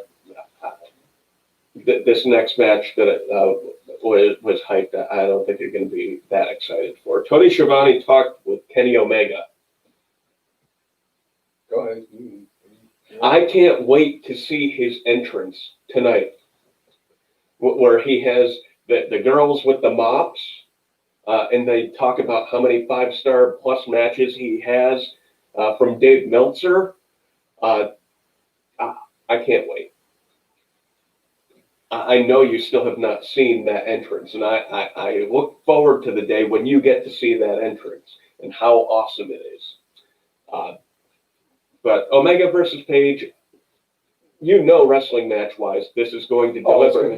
Storyline-wise, that this match delivers. But I know your love for Kenny Omega here. But, Omega just kind of being the dick heel where just, I knew I was going to get to this match. This tournament was made for me to win. So, yeah.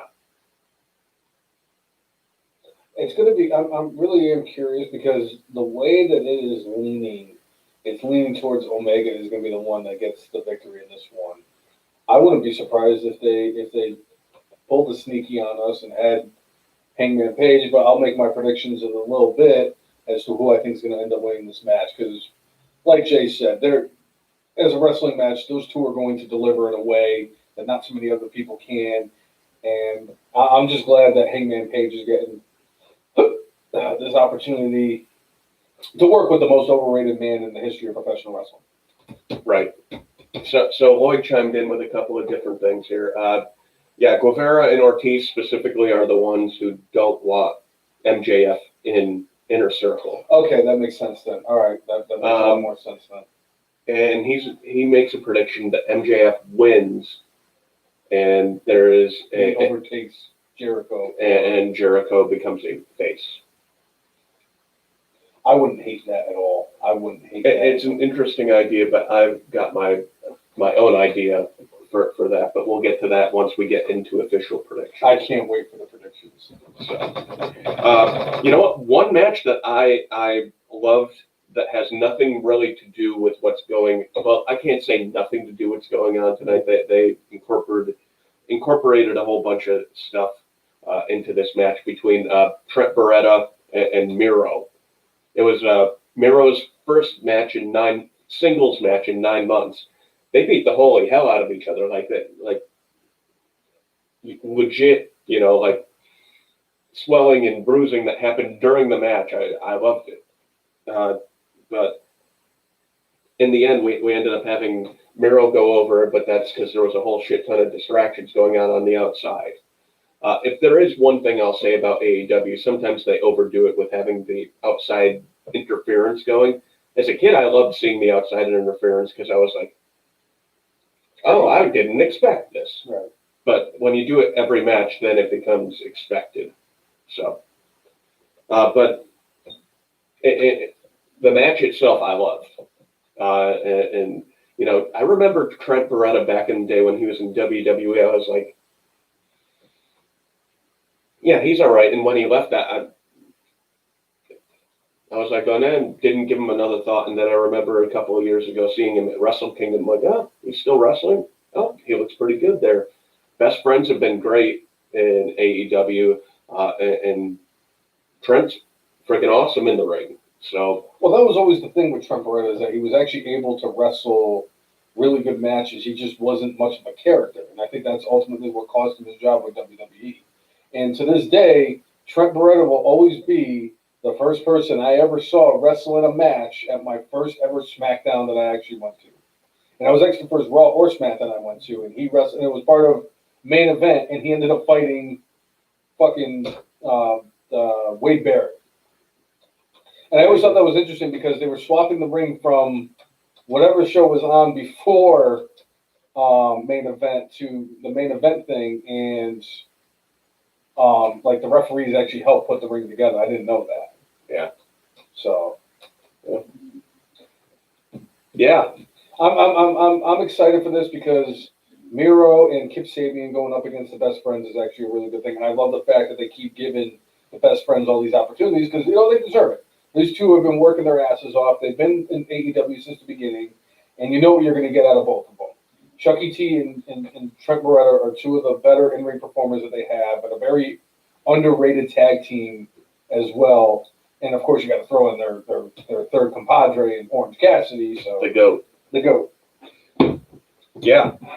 Then we had a Hangman Paige interview hyping his match with Kenny Omega with JR, and JR just keep on like, yeah, so drinking, all right, good for you. I guess everything in moderation, but You think Hangman Page will want to drink with us? yeah, You we're fellow citizens of the Commonwealth of Virginia. I mean, granted, we're from a part that's over, thousands of people. He's from a town that has like 12 people in it. Whatever. There's From more, Virginia. There's more cows than people in whatever part of VA here. Yeah, VA he is. So then we had a hype for the tag team titles match. Now, a couple of things have happened this week with this. They have banned Colored Blanchard from ringside during this match. Young Bucks have said if they lose this match, they will never have an opportunity again at winning the tag team titles. And Matt Jackson does have a legit knee injury right now, and they kind of played into that with Young Bucks having a match this week against, I think it was Private Party. It was. But they had it as if Matt Jackson, I think, got his ankle injured. So I like the hype package. I like the fact that storyline-wise they added the injury to it. I don't like the idea that they've also did what Cody did. If I don't win this thing, then Twice. Yeah. It's now happened twice since AEW has incorporated. In less than a year, it has happened twice. Wasn't that Full Gear too last year when Cody did it? I don't remember. It might have been. Well, what's going to happen? So next year at Full Gear, Kenny Omega's going to be like, well, if I don't win the AEW World Championship, I'm not going to be known as the cleaner anymore. Ugh. Right. I'm still going to have a stupid dirt face. Right. And I still won't be able to cut a promo to save my life. But I will not be called the cleaner. And I will not be having Dave Meltzer jiggle my balls on a regular basis. So after this, we did have Taz come out with Brian Cage and Ricky Starks and kind of talking about being pissed off that, hey, you got Brian Cage. This man, according to your rankings, and you say wins and losses matter, is the number one contender for the title. Why isn't he getting a title shot? Why are you having a tournament? Why is Jon Moxley going against Eddie Kingston? Very legitimate points brought up, in the last couple of weeks on the podcast. Like, hey, why are they still getting? Why are these people jumping the line, so to speak? See, I don't have the problem with the tournament happening the way it did. I mean, I get the fact that they have the rankings, and what's the point of the rankings if you're just going to do stuff like that? But at least the tournament is something better than what the other wrestling organization is doing at this time.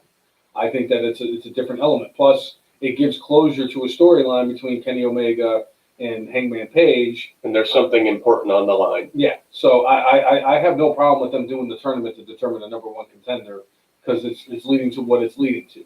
I understand where he's getting at with Brian Cage. Why isn't Brian Cage fighting for the title of Full Gear tonight instead of Eddie Kingston? So I get that aspect, but Taz, I believe, also said trust me that the FTW title is going to be on the line at Full Gear. So I don't know if Brian Cage is who he's going to go against, but apparently there's going to be something going on with that. he's going to fight the Yeti. That would be fantastic. I would love that. Fantastic. So I do like it when they incorporate stuff like that, where there are fans chattering about this, and it's like, yeah, completely legit points. So.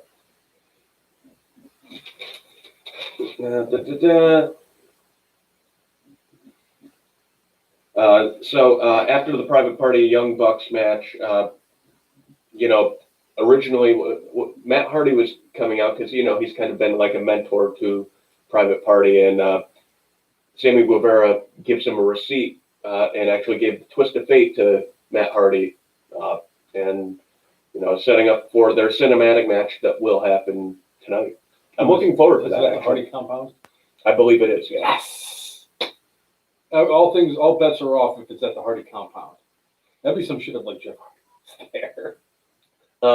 Lloyd, the ranking system can work. You just need to be disciplined in it. I don't like the fact that they're being a bit undisciplined with it.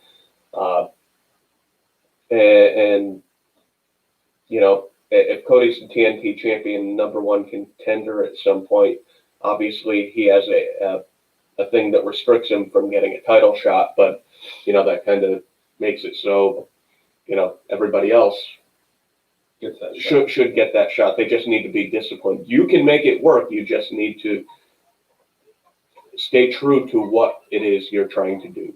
And for the most part, AEW is doing a wonderful job considering they've only been around for like a year and a half. And eventually they're going to work the kinks out and they're going to figure all this stuff out, and it's all going to work in the end. Specifically with TNA went away from, they did the rankings, and within 2 weeks they stopped caring about it. That was the same thing with WWE, because remember when WWE, the SmackDown had the ratings, and then it was gone a week later, and I'm like, that was fun. Waste of time. So it could work. You just need to stay with it and actually plan out your booking for a long time in advance. And obviously injuries happen and you can't plan for those, but you could, if you need to, work on the fly. So we had that. FTR at the end of this match actually attacked the Bucks, working more on the leg again. Hangman Page comes out, saves the Bucks. Kenny Omega came out too to help him out, and led to a little bit of tension out there. But again, a good way to kind of integrate a few storylines together to push everybody towards tonight's show. Yeah. So.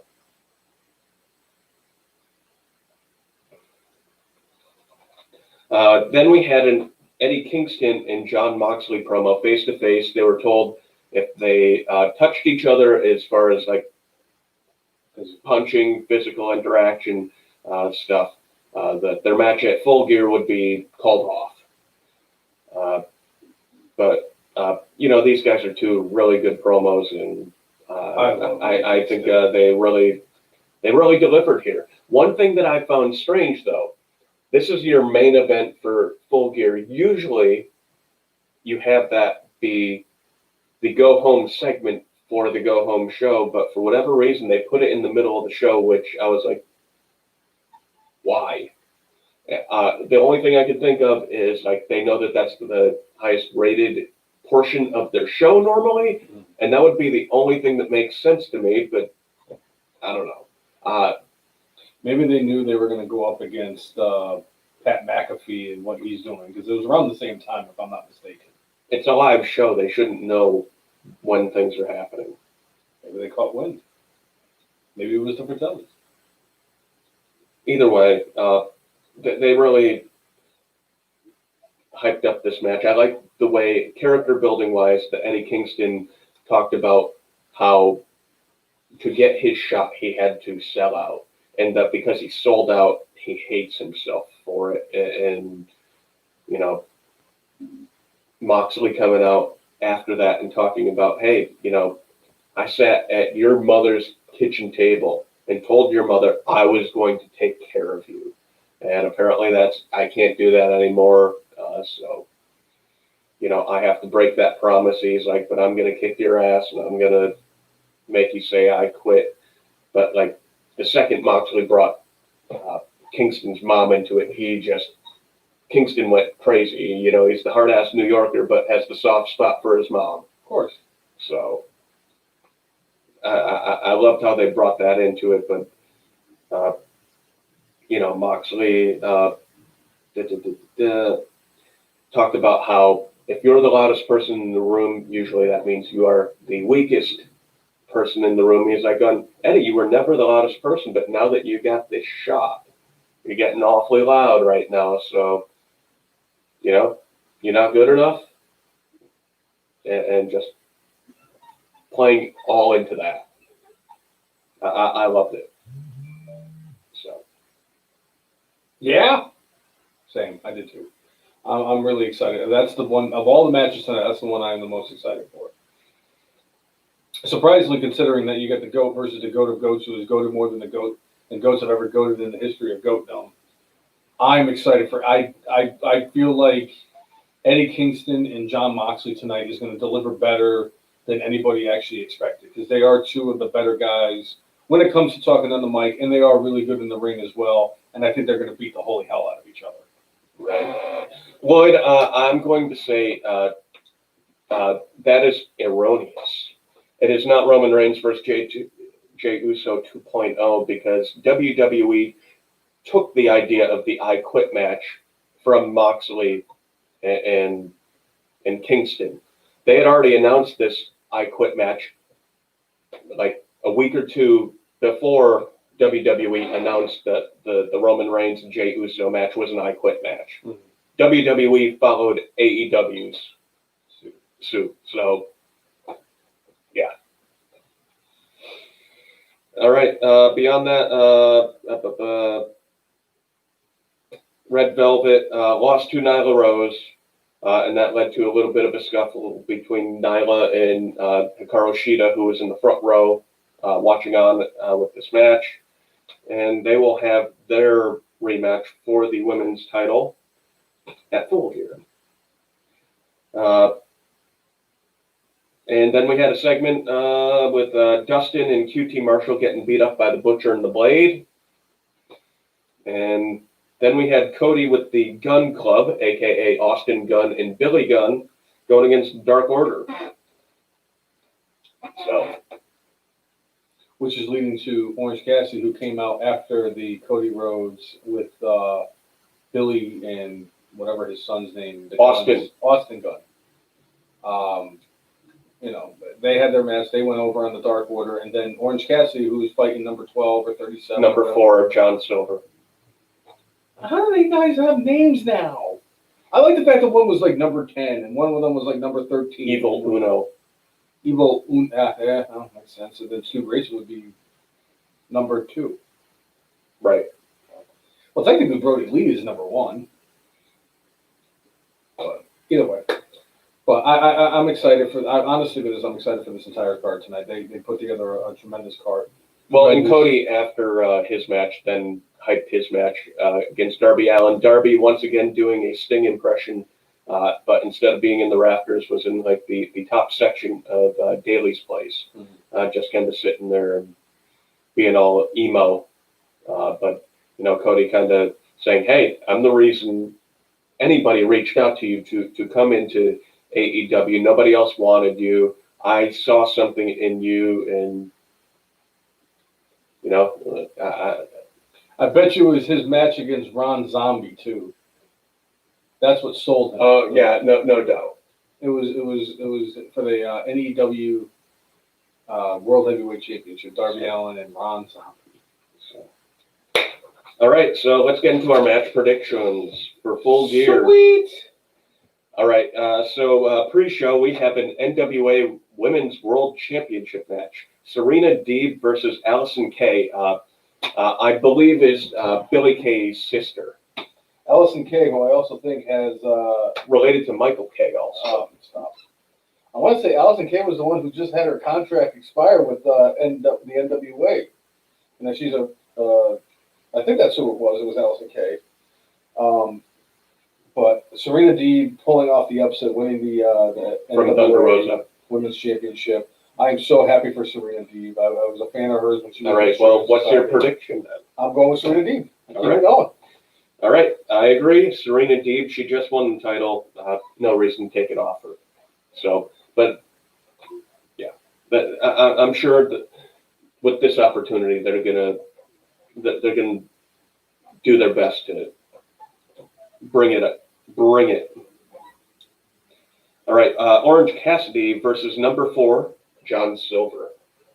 Of course, Orange Cassidy's going to win. Of course he is. I don't know why you even asked me. All right, we got Matt Harvey going against Sammy Guevara in an elite deletion match. Oh God, yeah, God, Matt Hardy all the way, baby. I will never. Let me tell you something right now. You don't go up against Meltzer's ratings at the Tokyo Dome. You don't piss off Andre the Giant, and you're not beating Matt Hardy at the Hardy compound. I'm sorry, you just don't do it. All right, Give me all of Matt Hardy. Give me Rebby. Give me the kid. Give me all the kids. Give me Jeff Hardy. Give me his father-in-law, the mower. Vanguard 3. Vanguard 3. Give me it all. I want Hardy. I want the Hardy compound. Give it to me all. All right, I agree. Matt Hardy wins this match. Sammy Guevara, I think, with all the screw-ups that he's had, is going to be punished. Oh yeah, absolutely. So, all right, then we have Hikaru Shida versus Nyla Rose. Nyla Rose regains the championship. Hikaru Shida. All right. So I think it's going to ultimately lead to Hikaru Shida versus Thunder Rosa. Okay. Then I think that Nyla Rose shouldn't even be in the women's division, but that's just me. Right. Still, I don't care what anybody says. All right. We have Chris Jericho versus MJF, and if MJF wins, he is part of the Inner Circle. Oh, it's definitely happened tonight. It is absolutely happening tonight. MJF goes over on Chris Jericho. Not only does MJF win this match, but the Inner Circle cost Jericho this match, and they put him and Wardlow in the Inner Circle. All right. And MJF will lead it, and Chris Jericho will be out and make space for it. I love that idea. All right. Chris Brown saying Jericho wins. I think I actually agree with Chris Brown, and this is just my thinking here. Wardlow actually had an interview this week and just said, "Oh, I don't. Wherever MJF is, that's where I am. He's my dude." But I think that was specifically put out there because Wardlow is going to turn on MJF and join the Inner Circle himself, and then MJF will turn face. I don't know if that will necessarily mean MJF turns face, but I think. Didn't somebody last week say the finger poke of doom could happen? I did. It was you who said it. I wouldn't even rule that out. So, all right. As long as they bring back Scott Steiner to jump around like a fucking Easter bunny, that's all I care about. Fucking. Well, I think he's recovered enough from his heart attack. Fuck yeah. Right. Sorry, I hate Scott Steiner. All right. Kenny Omega versus Hangman Page in the #1 contenders match. You know who's going to win that match? The fans. They are. It's a cop-out answer. And so is Kenny Omega. Hangman Page. All right. Because it just seems like they're obviously they're leaning towards Kenny Omega. But Kenny Omega's already had his chance against John Moxley. Hangman Page has not had his chance yet. So I would not be surprised if it ended up being Hangman Page. So I'm going with Page. All right. And Meltzer's going to give it 5 stars, and if it was in the Tokyo Dome, he'd give it 39.5. We have Cody Rhodes going against Darby Allin for the TNT title. Cody Rhodes wins, and we see Sting come out. All right, interesting. What if Sting sides with Darby Allin? It's going to set up for Sting versus Cody Rhodes. All right. Very interesting. I think Cody wins. And you specifically think Sting comes out. All right. I think Cody wins, and then Sting comes out and makes an appearance and has a face-off with Cody. And that's what it's going to lead to them eventually having a match for the TNT title.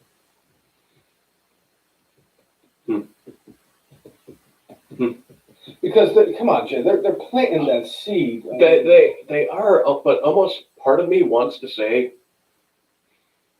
that who would benefit more if Sting showed up and get a bigger rub? Darby Allin or Cody? No, Darby Allin. Character-wise, what have they been doing with Darby? He's been betraying Sting. Have him sitting up in the seats where he's sitting up. He's got half of his face painted. He's wearing a black coat.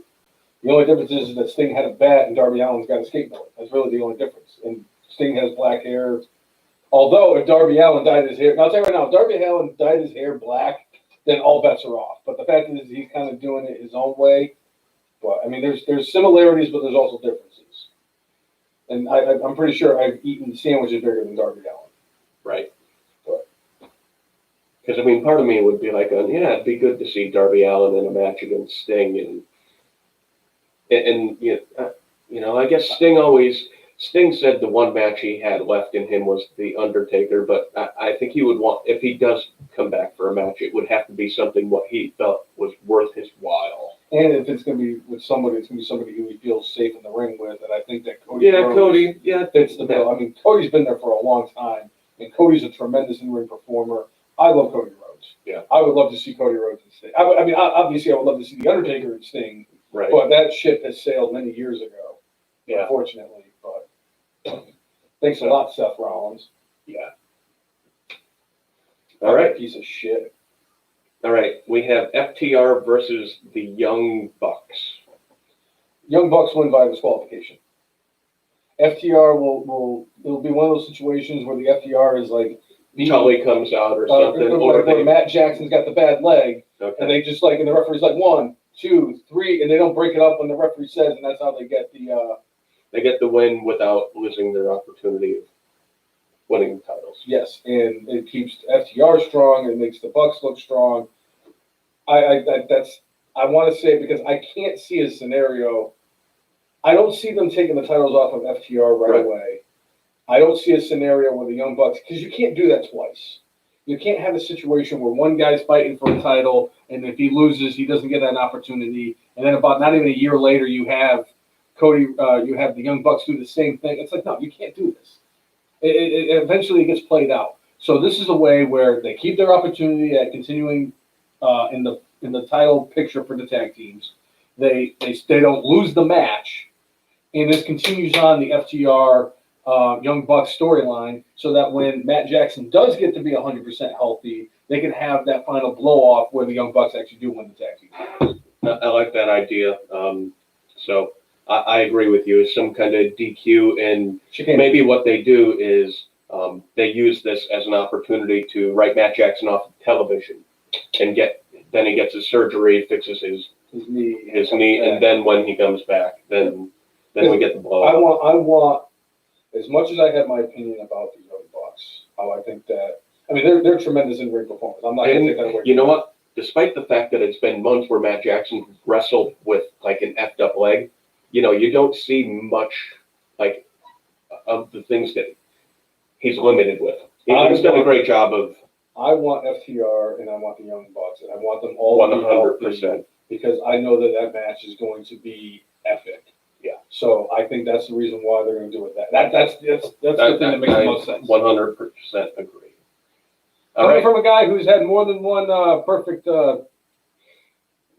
predictions card. All right, so Moxley versus Kingston in an I Quit match. And one thing with a stipulation like that I always enjoy is they get two guys where they convince you like neither of these guys are going to quit. How can they do it? How can they do it? Moxley's going to win. When I was driving over here, I was trying to figure out a way that Eddie Kingston could, and I tried to convince myself that Eddie Kingston was going to win tonight. The one way they could do it, I know I brought up last week, Renee Young, bringing her in the audience, but they have not brought her into this storyline. But they have brought Eddie Kingston's mom into this storyline.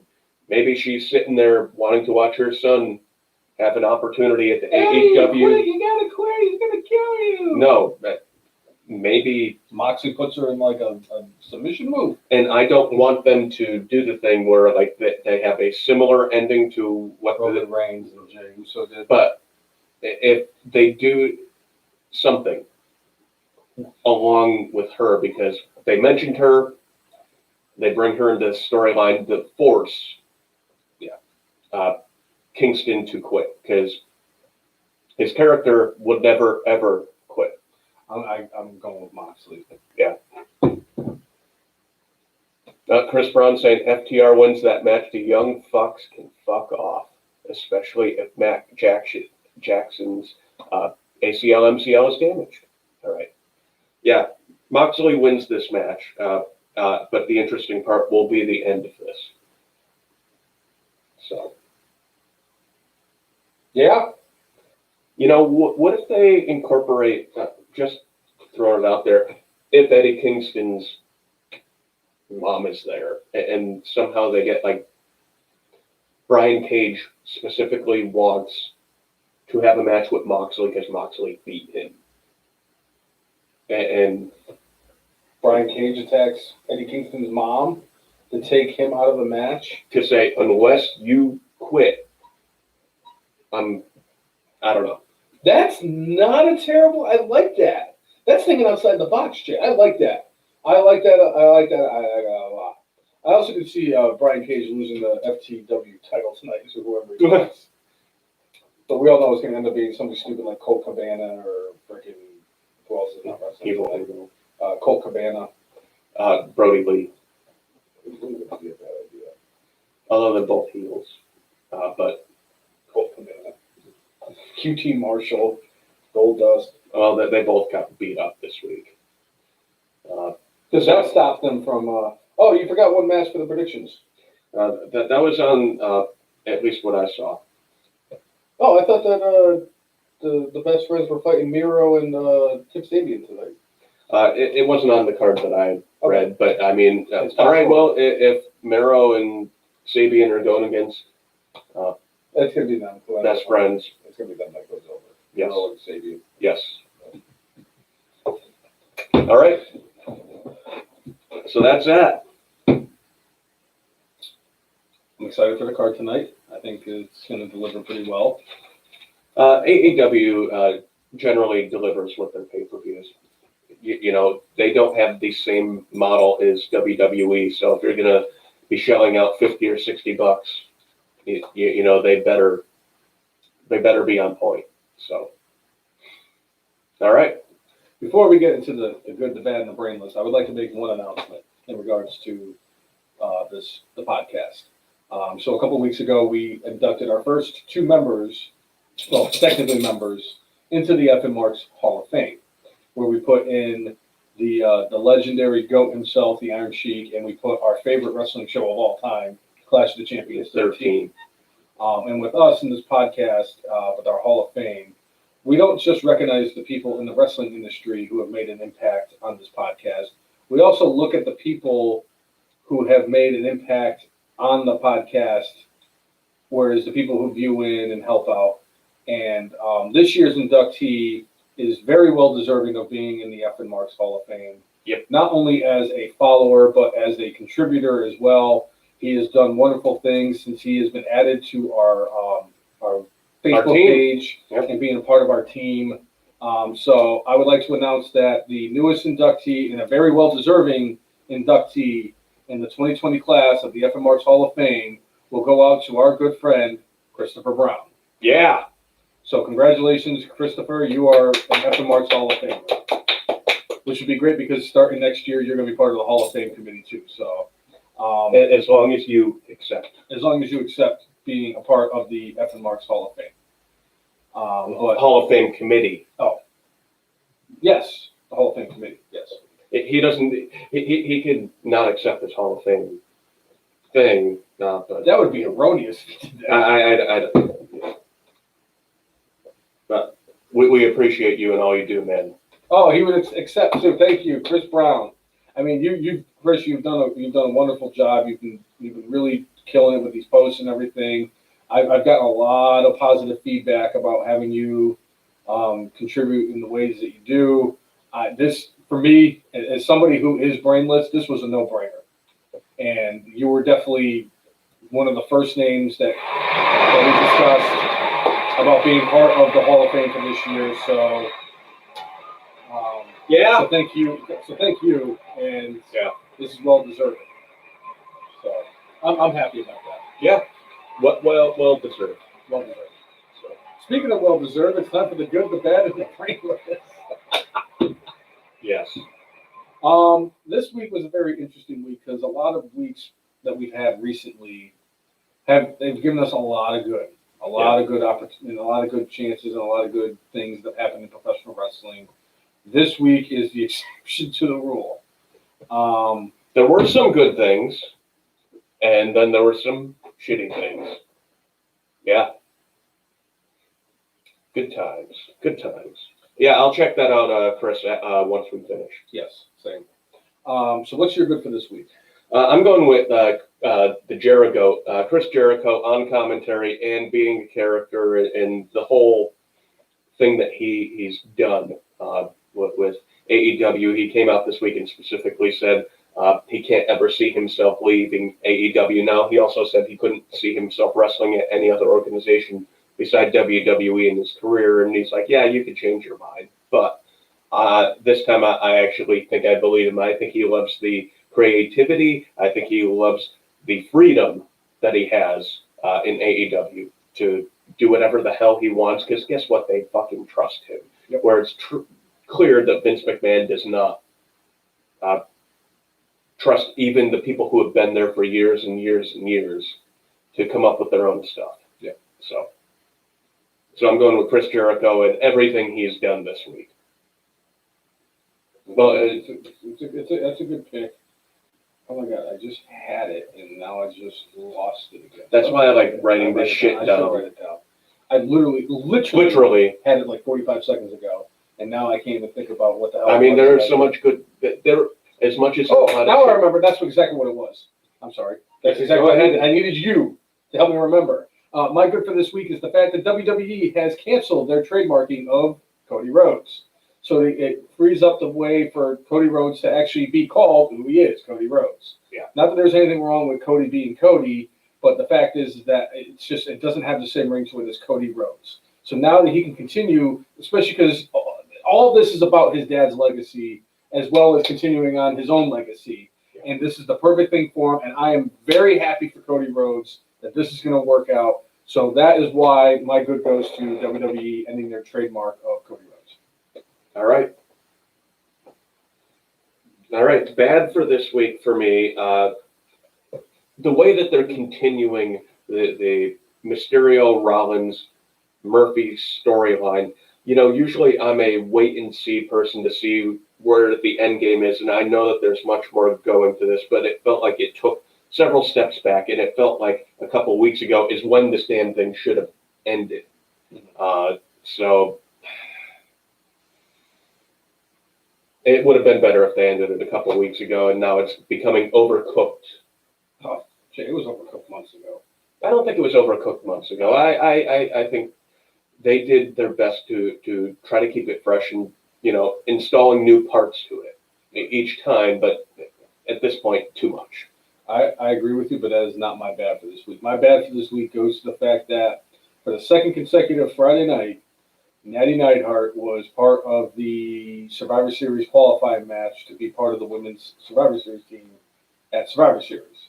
You know, she lost last week in a triple threat match in a match that included Billie Kay to Bianca Belair. And then last night she was in another triple threat qualifying match where she lost to Ruby Riott, who ended up getting tapping out Zelina Vega.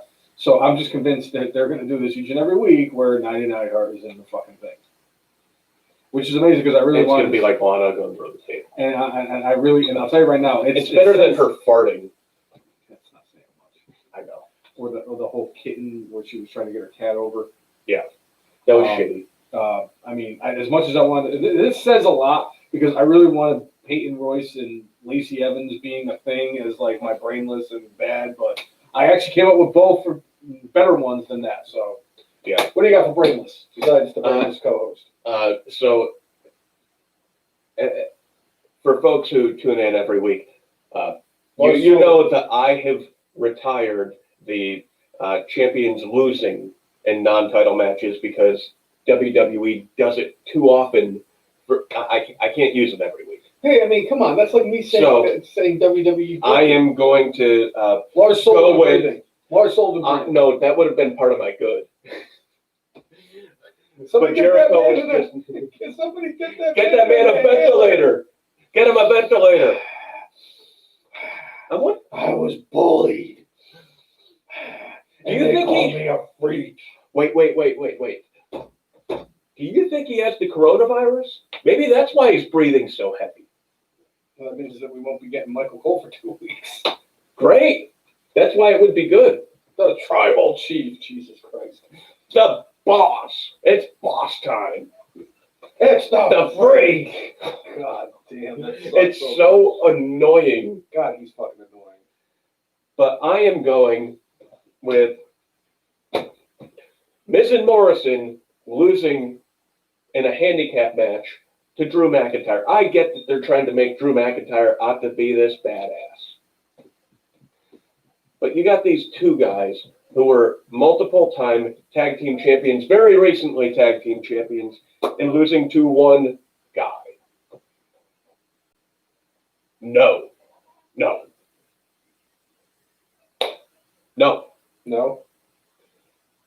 That's a good. That's my brainless. My brainless this week, and this was a no-brainer. See what I did there? I see what you did. That was a happy accident. It's funny because it's true. My brainless goes to, I don't even know if you would really call it like WWE booking, but so back at the Hell in a Cell pay-per-view, they did a match where Otis Dosovich put up his Money in the Bank briefcase against The Miz. The Miz was able to win the match after Tucker cost Otis the match, led to them having a melee in the back and all that stuff.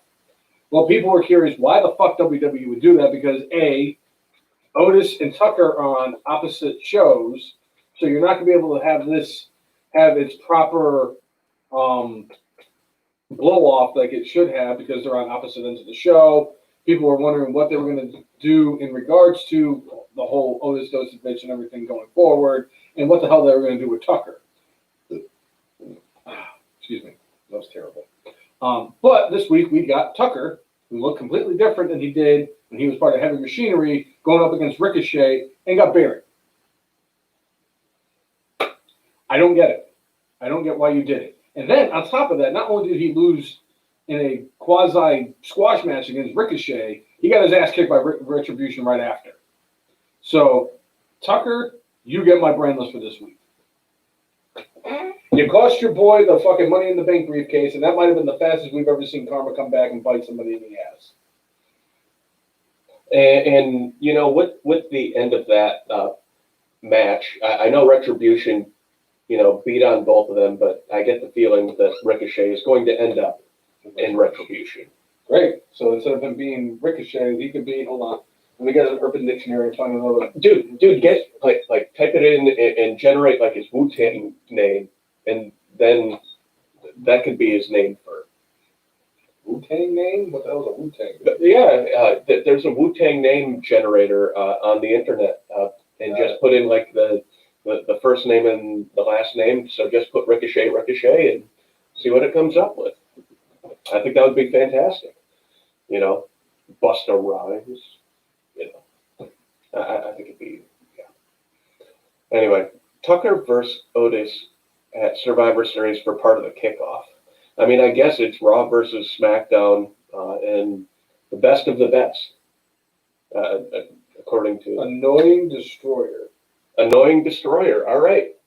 That sounds like something right up the WWE playbook for a name. I always come back to Eli Cottonwood. Michael McGillicuddy. You know, speaking of which, Michael McGillicuddy, something tells me we're forgetting something. I don't know what you're talking about. Because, that Michael McGillicuddy guy, he had a lot of, there were a lot of hope that he would be the next big thing. He was flawless, just like his dad. He was allegedly better than perfect. Do you mean that because this gentleman, who is an FMR's Hall of Famer, that today, November 7th of 2020, at an incredible 1,920 days, FMR's Hall of Famer is still alive in the 2015 Royal Rumble?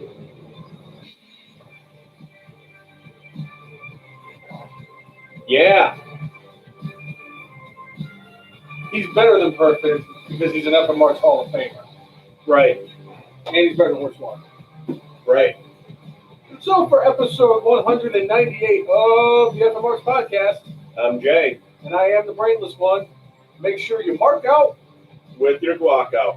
And make sure you like and subscribe to us on Facebook, Twitter, Instagram, Periscope and Periscope, and YouTube at D, the letter G, the letter H, the letter E, the letter F, the letter N, MARKS, D, F, and Marks. If you like, follow, and subscribe to us, we'll do the same back. Also, make sure you subscribe to us on our Facebook page that we're affiliated with, All Elite Marks, facebook.com/All Elite Marks, and set up notifications so that when we do go live, you get to see this big, beautiful face. yeah. So, thanks for tuning in, everyone. Yeah. Have a great weekend. It looks like the weather's going to be wonderful. So, Always here. actually, in Connecticut, it's 80. Well, people are from all over. Yes, but here in the States, it looks like it's going to be a beautiful Here in weekend. Virginia. So, Yeah. enjoy yourselves. And we'll see you all next week. Enjoy Full Gear, everybody, and we'll have a review next week. See ya. Yeah!